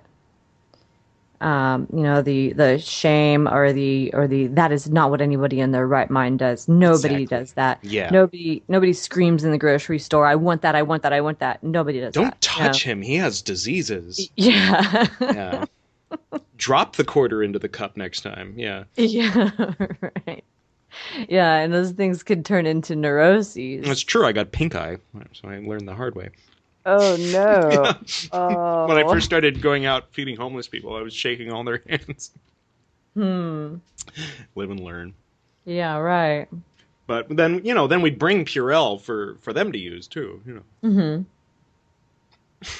Anyway, sorry, derailed that one. That's okay. It's all right. It's So fun do you know Scarlet Magdalene, aka? Yes, I do. Why are you laughing? Oh no! I mean, I imagine she was probably peripherally involved with the Oh yes. and possibly. I don't think I met him. He sounds familiar, but I don't. He must have taken off. Maybe. Yes. Okay, yeah, she's still a good friend. She's actually been a longtime spy for me, and I never asked her to. But she always ends up going out with someone who always starts talking some shit about me, and then she sneaks into the kitchen and calls me in the middle of the night and whispers to me what they're saying. Whoa, that's far out. She did that once in 2001 and once like a year ago. It's like, what? That is so far out, man. Yeah. But then it's kind of fucked up because I was like, oh, well, he's on coke. And she's like, oh, interesting. I'll be right back.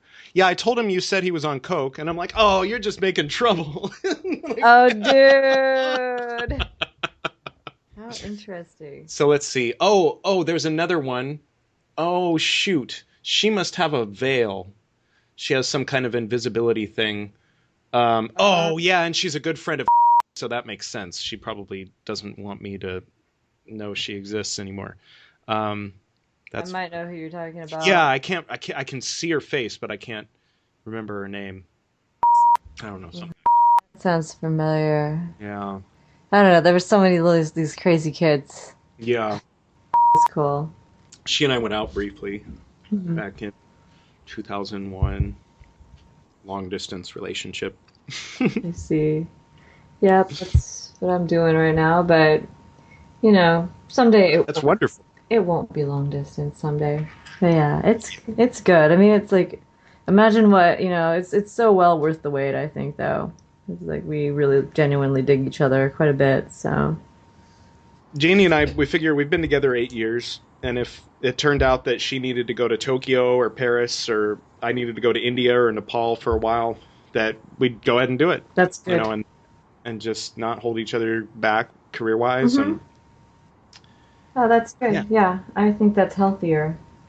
Yeah. There's a lot of people that can live autonomously just perfectly well, and I think your level of emotional health just really is going to determine whether or not you can handle being alone. Yeah. If you start to like feel conceptually like bad about it, I mean, we can go into all of the forms of suffering, that we're experiencing. And what are all the forms? So the forms of suffering. So we've got asmita. So this is like the 5 sufferings. Mm-hmm. So we have this asmita, which is ignorance.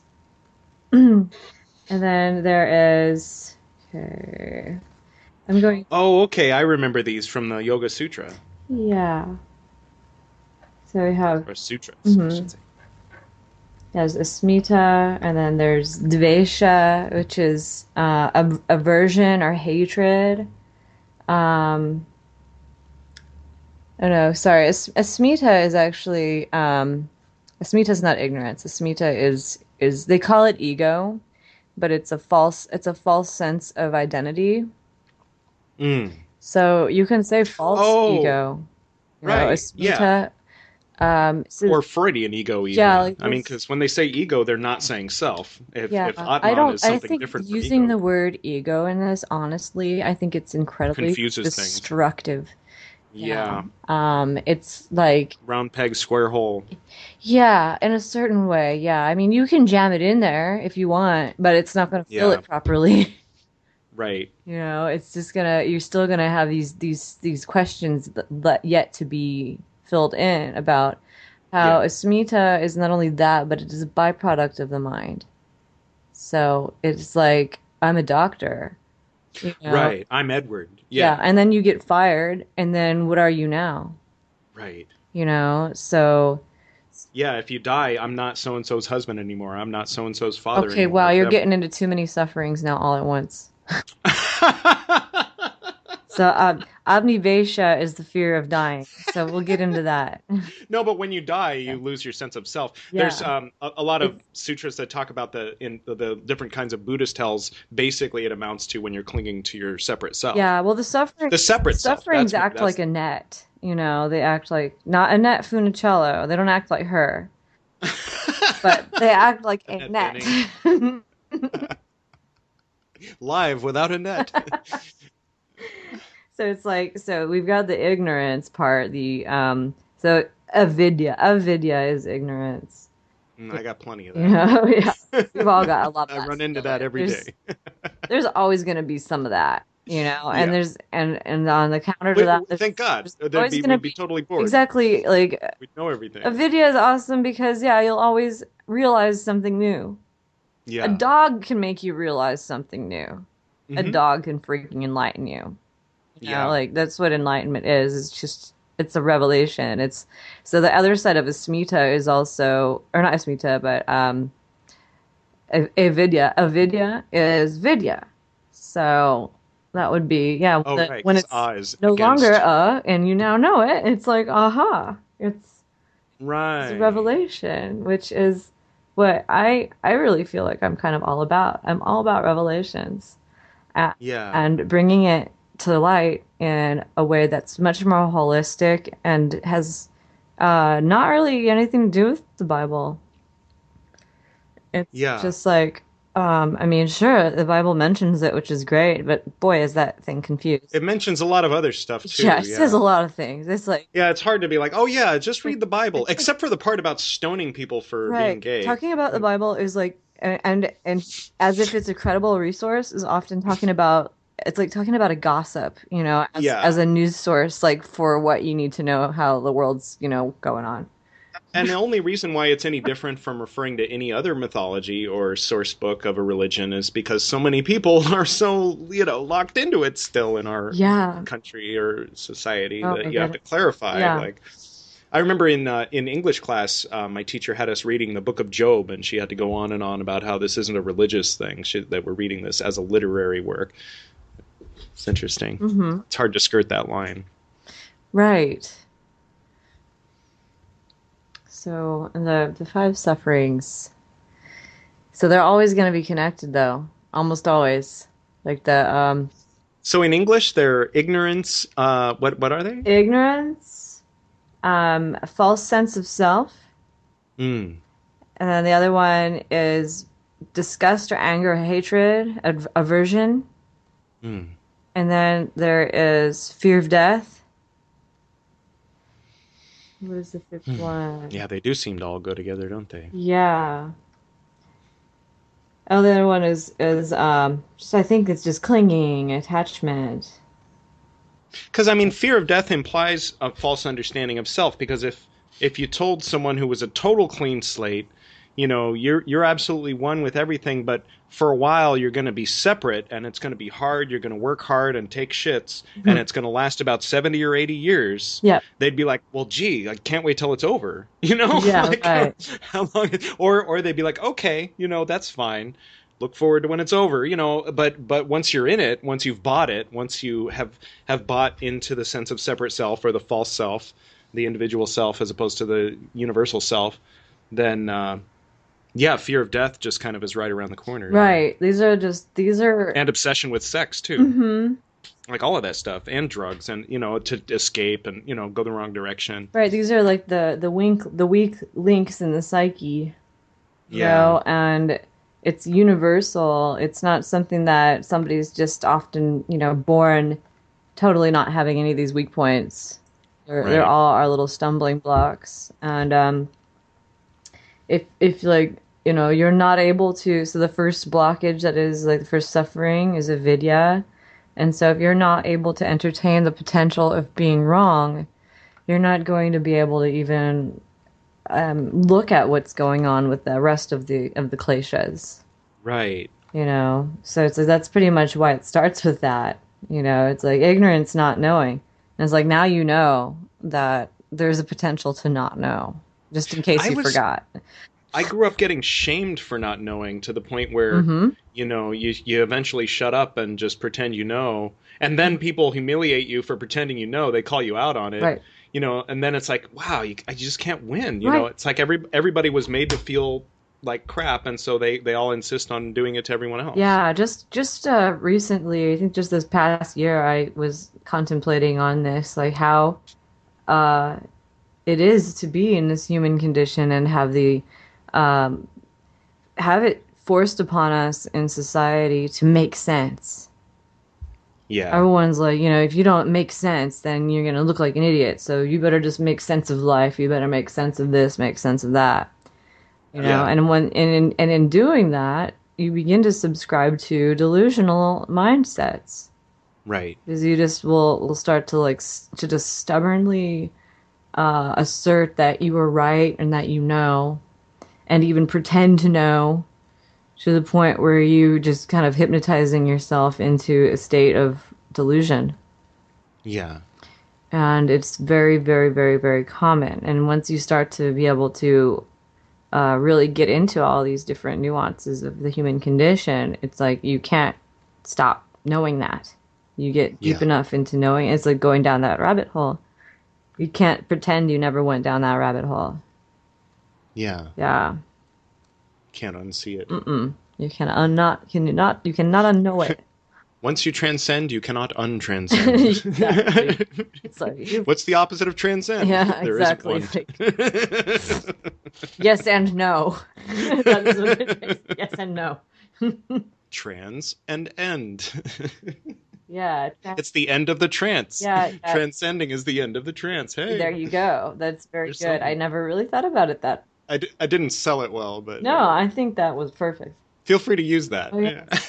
Transcend. If you want to end the trance, transcend. That's beautiful. Just say it. Transcend. I didn't know it would be so easy. Break fast, wait. Yeah, okay, so it's like, we've got the ignorance, and then the ego, or the asmita. I see that just goes directly to ego. This is the easy answer to asmita. And you can't do that with Sanskrit. Everybody can't copy each other if they're going to teach Sanskrit. They can't go to somebody else's English word and just copy that and look like a scholarly source for this information that's being put out there. This is just parrot talk. Yeah. It's like, so asmita can cause a yoga teacher to suffer in that they are identifying as a yoga teacher. And if you cannot find teachers or students, then you start to wither as a teacher. You feel, That is really good advice. yes. So identifying as a teacher has destructive implications. That's great. Mm-hmm. Wow. And then- yeah, I mean, oh, sorry. And then Sorry, go on. what ropes us into that is the next one. It goes straight into the next one, which is raga, or attachment. You're now attached to being a yoga teacher, and now you're attached to needing students. So it's like the weight just gets heavier. Part of the theme of the overall theme of this podcast is, what does it mean to be a yogi? The description is Edward is a yoga teacher who aspires to be a yogi. So this gets kind of right at that. There you go. Yeah. I'm currently self-identifying as a yoga teacher, and I feel bad when I don't have students. And I hope one day that I'll transcend that and be a yogi, who still is a yoga teacher by trade. I made a video on That's my YouTube goal. where I said that I'm quitting teaching. Nice. And I don't know, I'm looking so goofy in it. I'm just like staring at the camera. And I'm like, I'm quitting, but I will finish this with a healing I will send out now to you all. And I just like stare at the camera. And it's a really, really intense, like freaky stare.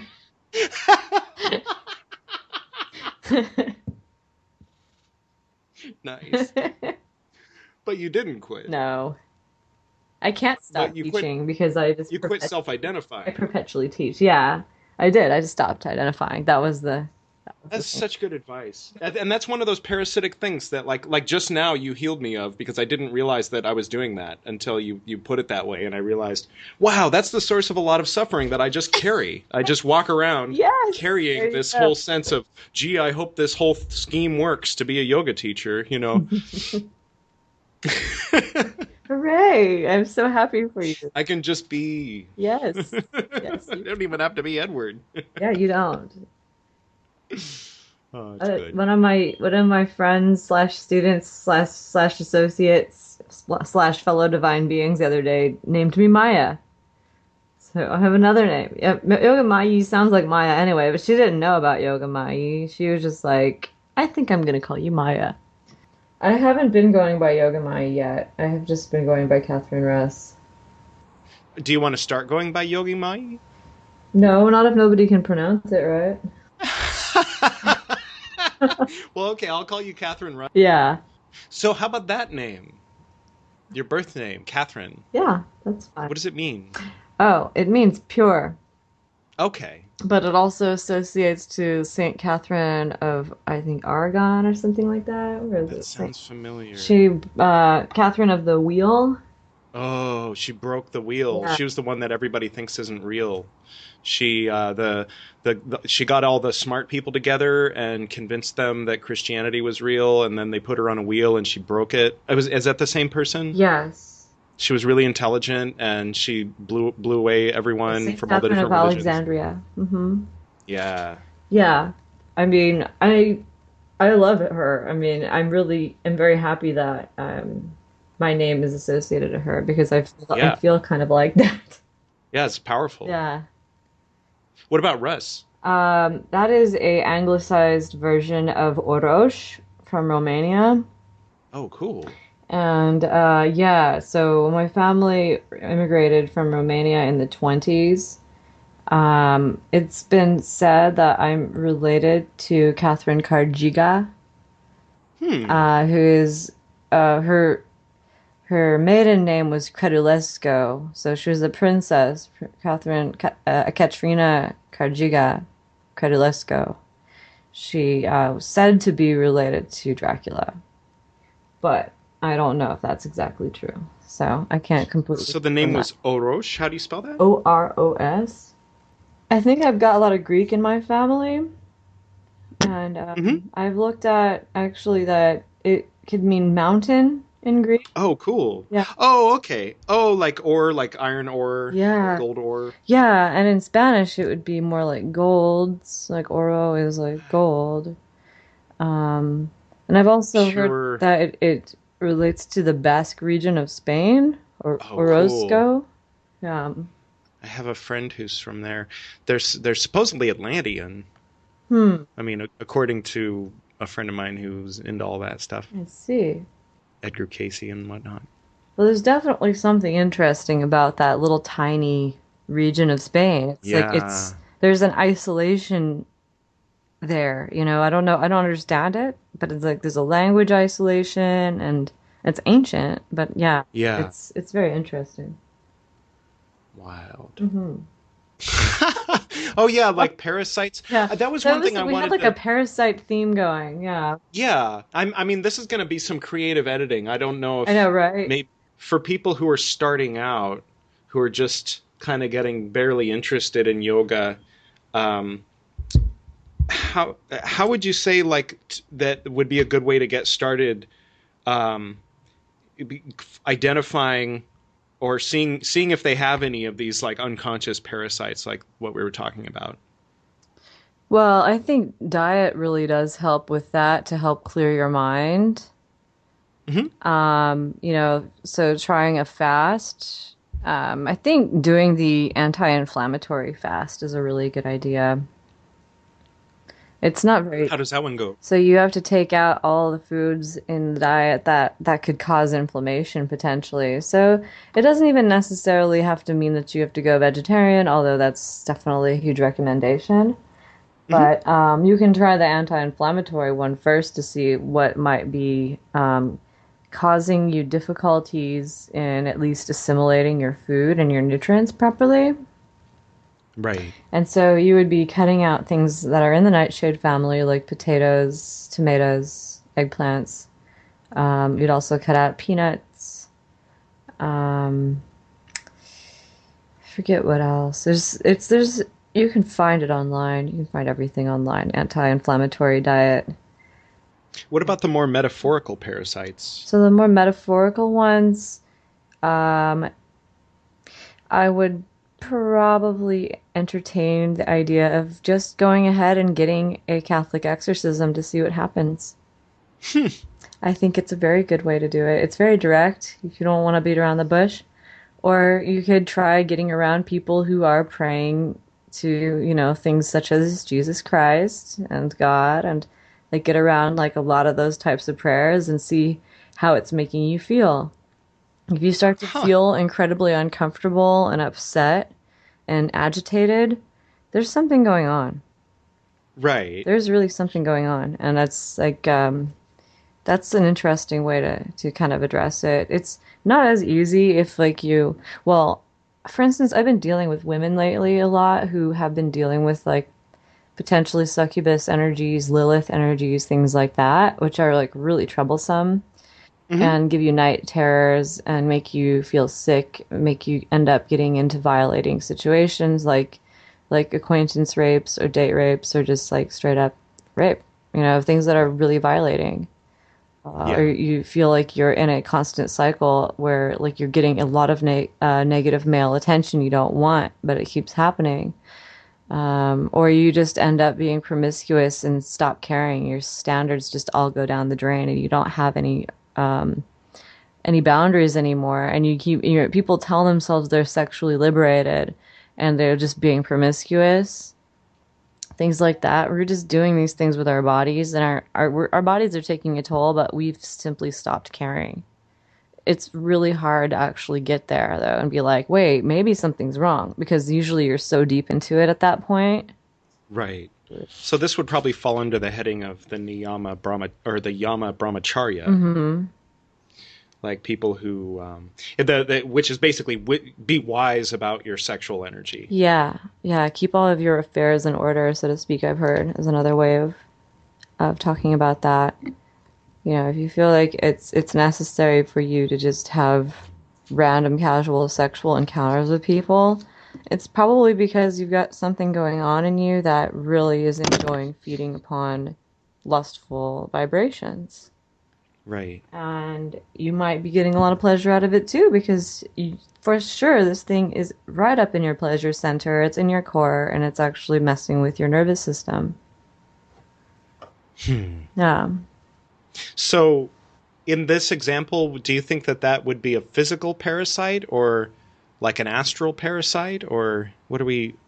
Uh, I mean, when it comes to being promiscuous, well, yeah, like the need to, like, if there's something attached to you that it itself is feeding off of what you're doing. You know what I mean? Like I, you were saying that I think it it could wants you be to behave this it way. could be both ways. I think it could be, perhaps strains of bacterias and viruses Yeah. or VDs that you get that can also like have an astral implication or a vibrational Right. kind of like counterpart to it. Yeah. Yeah, I think That that makes that can sense. happen. I mean, some people have been reported as being, for instance, unable to get herpes, for a certain reason, where it's like they don't really quite know, but yeah, this person's had sex unprotected with people who have herpes and they never got it and they've tested negative. How does that happen? Well, they're not vibrating with it. Hmm. Yeah, it's like they're somehow able to escape the vibration of it. Very interesting. Yeah. Huh. So I think it goes both ways. I Yeah. think a person that I think you could even pick up a spirit attachment completely spiritually by having sex with somebody. Right. You know, That makes sense. yeah. I've also heard of this picking up like sex spells. Like maybe some people have gotten themselves into trance states when they are on their own time masturbating, and now every time they're sexually excited, it's like they're automatically casting hexes. Huh. Yeah. From intentionally casting hexes in like that kind of magical practice? Yeah. So it's like Wow. their sex life and their magic life are just they're one. They're Yeah. together. And so when they're doing some kind of a concentration practice and they're masturbating and focusing on an image or whatever it is they're doing or an accomplishment, it Right. might be affecting other people that they're dabbling with in bed. Hmm. But they're probably obsessing themselves more than anything. Right. of course. It's not like it's even serving them. It's like it's just like a byproduct.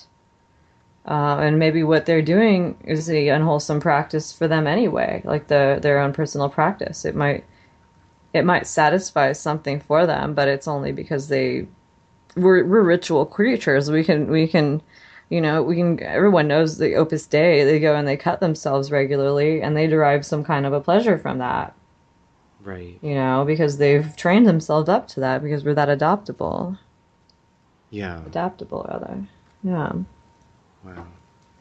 Yeah, the human mind is so complex that we've convinced ourselves that we are all special and different from each other. And I think a main defense I end up getting from a lot of people when I'm talking about common human sufferings is, you don't know me. Right.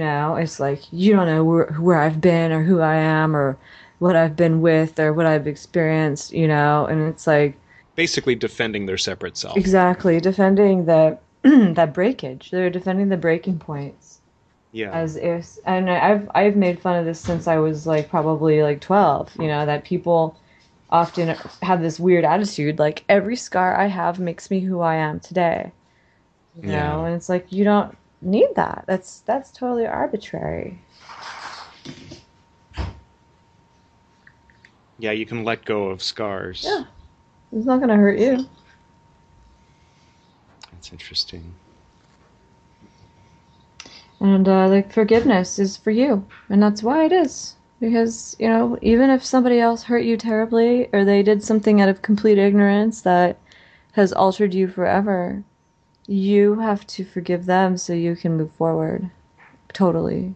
Otherwise it's like, that person who hurt me, I always want to go back and just physically, I want to cut his face. You just start thinking all of these terrible things. Every time I go on the freeway. Yeah, whatever it is, it's like, yeah, we have to work on ironing those things out. It's like, it's eating you up inside, man. Yeah. And posture, and there's like the posture of depression. Yeah. It's like a very specific posture where yoga just kind of breaks the cycle, right? Where it's the body, because you're telling the body to get into a confident position. Yeah, power posing has become part of it. And that should be acknowledged. The life hack. That should be acknowledged as a yoga. A lot of things that are being called life hacks should be acknowledged as yogas.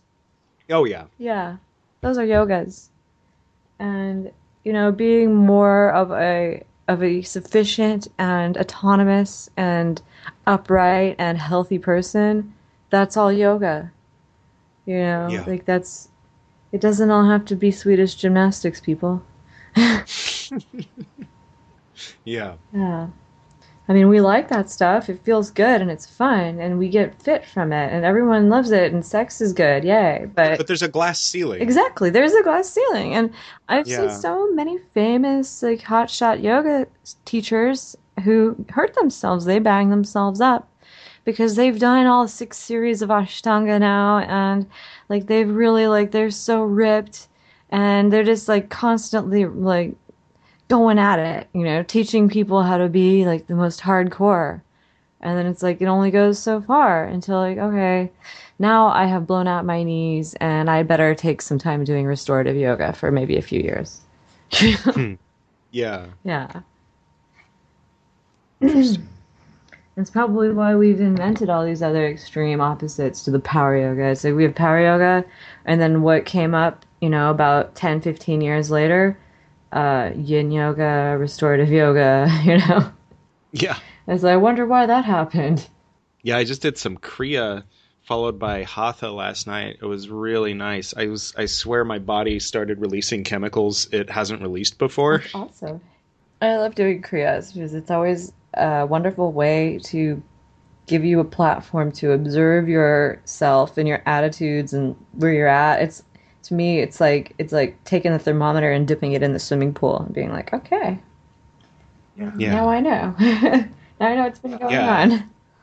Yeah, I feel like I need to do more. I mean, I feel like there was some issues in my my left hamstring that all the yoga that I had been doing up to this point hadn't hadn't taken care of, but just those few kriyas took care of. Yeah, it's wonderful how it'll work out stuff that's just kind of making you feel like, what am I going to do with this? Yeah, And then it's like, until it's someone gone. tells you, okay, Yeah. use the breath of fire and keep holding. And you're like, okay, and like, wow, it went away. Cool. Didn't know I could do that. Yeah, I noticed that, well, about a couple of years ago, I was really working on just kicking up with both feet into a handstand. It was really getting tricky for me. I was like, okay, why am I scared of doing both legs at once instead of one at a time? And then instead of like having to force myself into just doing it, which I did a few times, which was still awkward and still felt like really like a forced and like type of situation. I just did like kriyas for about 2 or 3 weeks, and then all of a sudden I had all this extra power, and there was so much more energy. The impulse of fear was completely just overridden. It was just what would I say, like a very small little rock in a parking lot, and everything's just getting paved over. It wasn't even noticeable. It was just like, oh yeah, that thing that blocked me. What was that? Where did that go? Yeah. Nice. Yeah, I think I'm going to increase my kriya work for sure. Yeah, I think I have a understanding why I used to think I was kind of like a celebrity, because I had so many celebrity archdemons attached to me. Interesting. Yeah, maybe that'll be another podcast. I don't know. Celebrity archdemons. Yeah, like Baphomet and oh right. Yeah, and Lucifer and Satan. Like they had different voices. Yeah. They were different. Lucifer and Satan were different entities. I like him from Powerpuff Girls. Him, oh my god, yeah. Oh, that thing. That freaking thing is so hilarious. Oh my god. Yeah, I feel like I could write a book based on these things that I channeled that got kicked out of me, because it was like just so far out. I've never experienced anything like that before. Yeah. It was like that sounds like fun. It was like a psycho-spiritual carnival ride. And I did lose part of my finger in the process because I got a staph infection. I got a cut. Oh. But that was something else. It was right before I started asking for the exorcisms. Like maybe like a day or two before. I was rinsing the steamer and it cut my finger really deep, and I ended up getting a staph infection. I didn't clean it good enough, apparently. I tried. I really did. And I was like looking for hydrogen peroxide, but I couldn't even say the word hydrogen peroxide. I couldn't articulate my needs after I cut myself. That was the weirdest thing. I was in this really, really weird headspace where everything was just bogged down. Everything was just like, I could not. I was like, bleh. Owie. Fuck this. Yeah. I'm going to go buy cigarettes. Like, I was in such a weird place. I went and I bought a pack of cigarettes, and I went out to the back, and I was like, why did I just buy cigarettes? I thought to myself, I'm like, why did I do that? And then the first thing that popped in my head was Satan. I was like, why did I think that? Do I believe in Satan? I was like, whoa. Yeah. Interesting. Yeah. So later on that day, I was telling my friend who I was living with at the time, who's been trained in Catholic exorcism, I was like, I didn't even know he was trained in Catholic exorcism. I just all of a sudden said, I think I might be possessed. He's like, yeah. And that guy who I was living with, he brought out some stuff too, because he got kind of molesty with me, and I didn't like that because I wasn't into him like that. The exorcism? Uh-huh. Yeah. Huh. So like before I asked for exorcism, he had already like basically like pushed himself on me a few days ago, and I was like really not happy about that. I was really, really pissed off. Yeah. And I used to do the Litany of Laredo at my old temple pretty regularly, so I'm probably familiar with about half of the exorcism. Oh wow, yeah, that's. Ora pro nobis, Sancta Maria. Yeah, there was no like Latin in it. It was English. Oh, it wasn't a traditional exorcism. Yeah, it wasn't like really very fancy. It was just plain English, but it was just like a protocol that worked. It was very, very weird. But yeah, I mean, I definitely felt these things coming out, and it was clearly effective. It got rid of pain I had in my body. There was a lot going on. I was shocked. And then once enough of the layers got pulled out of these spirit attachments, just conceptual archetypes that I found myself like identifying to all of a sudden out of nowhere, I felt were holding me back. So I had to have even just conceptual archetypes like pulled out. Right. It got really abstract. Yeah, I mean, just talking about it, I find myself going through the process where it's like, starting with Michael Knight in Knight Rider, I would trade I'd trade up a little bit. Like first I traded up to Stringfellow Hawk from Airwolf. And then I eventually worked my way up to Hermes. And then now I'm up to Shiva. But I mean, I can let go of that too. Like, these are all just, they're there to be helpful, not to be limiting. I mean, in a certain usage of the word limiting, but you can grow beyond your what you're aspiring to, in other words, or you don't have to be loyal. You don't have to be brand loyal to your heroes, basically. Yeah, exactly. I think like even if like you're defending them like that way, you might as well get them kicked out and see if they come back. Yeah. Yeah, it's like that old expression, let it go and see what stays. Yeah, exactly. Yeah. I who else spoke through me for a minute was Thoth. And, Oh yeah. I don't think Thoth was like upset to be kicked out. He probably knew that it was going to happen. He just was He was just doing like a little. Well, he blew a lot of bubbles, and he expects them to be bubbles. He doesn't expect them all to want to be him. Yeah, I think Thoth is like really interesting. I was fascinated that was going on there, and the way the Exorcist like thought of it as a false Thoth. And it could have been false Thoth, or it could have been actual Thoth. Like you don't really know. I mean, what is what? Right.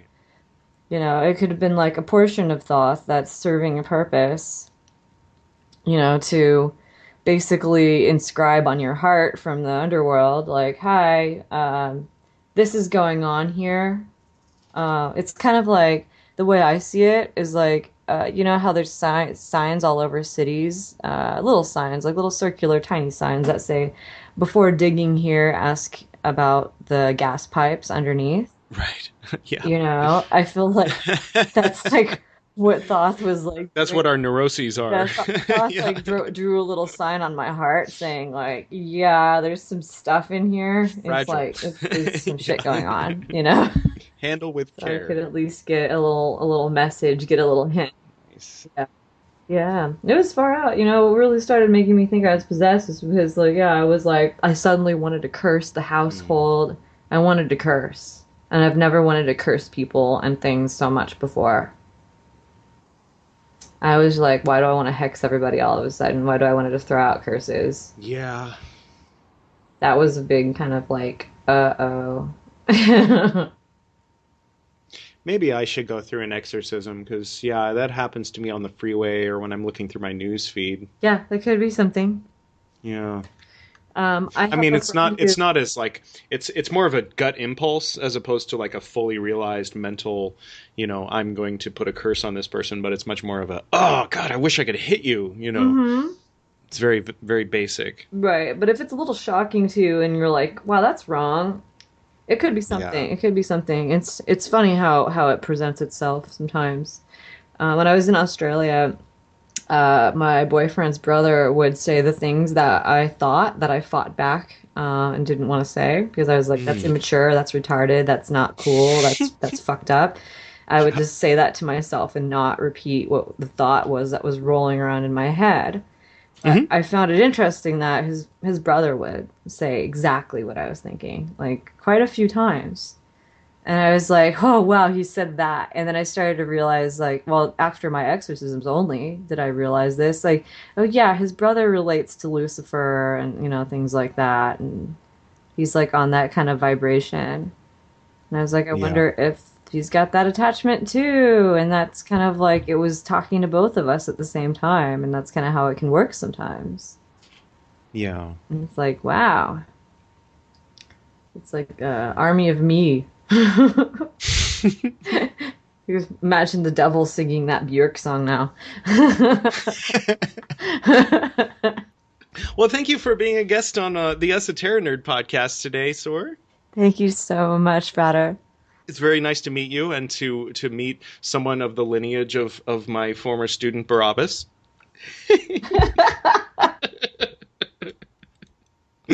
Oh, what a trip. Oh, man. So, yeah, let's do this again for sure. And, I mean, just so the audience knows, this was totally spontaneous. Like, I was like, hey, want to do an interview right now? So we don't really know what we talked about or anything. So I'll have to re-listen to it to figure out what to write in the description. But yeah, next time we'll plan something and we'll really attack or maybe I'll have Joe on as well, and he's always good at taking the conversation in interesting directions too. Mm-hmm. And thank you so much. This was a lot of fun. Yeah. It's like long overdue because like I've been seeing you there on the intertubes for a long time. Yeah, right. And I knew that we were like from the same tribe, so I knew eventually we'd talk, but I'm glad to finally get to it. Yes. All right. We'll talk another time. Yeah, totally. Okay. All right. We'll talk Have soon. A good night. You too. Bye. Bye-bye.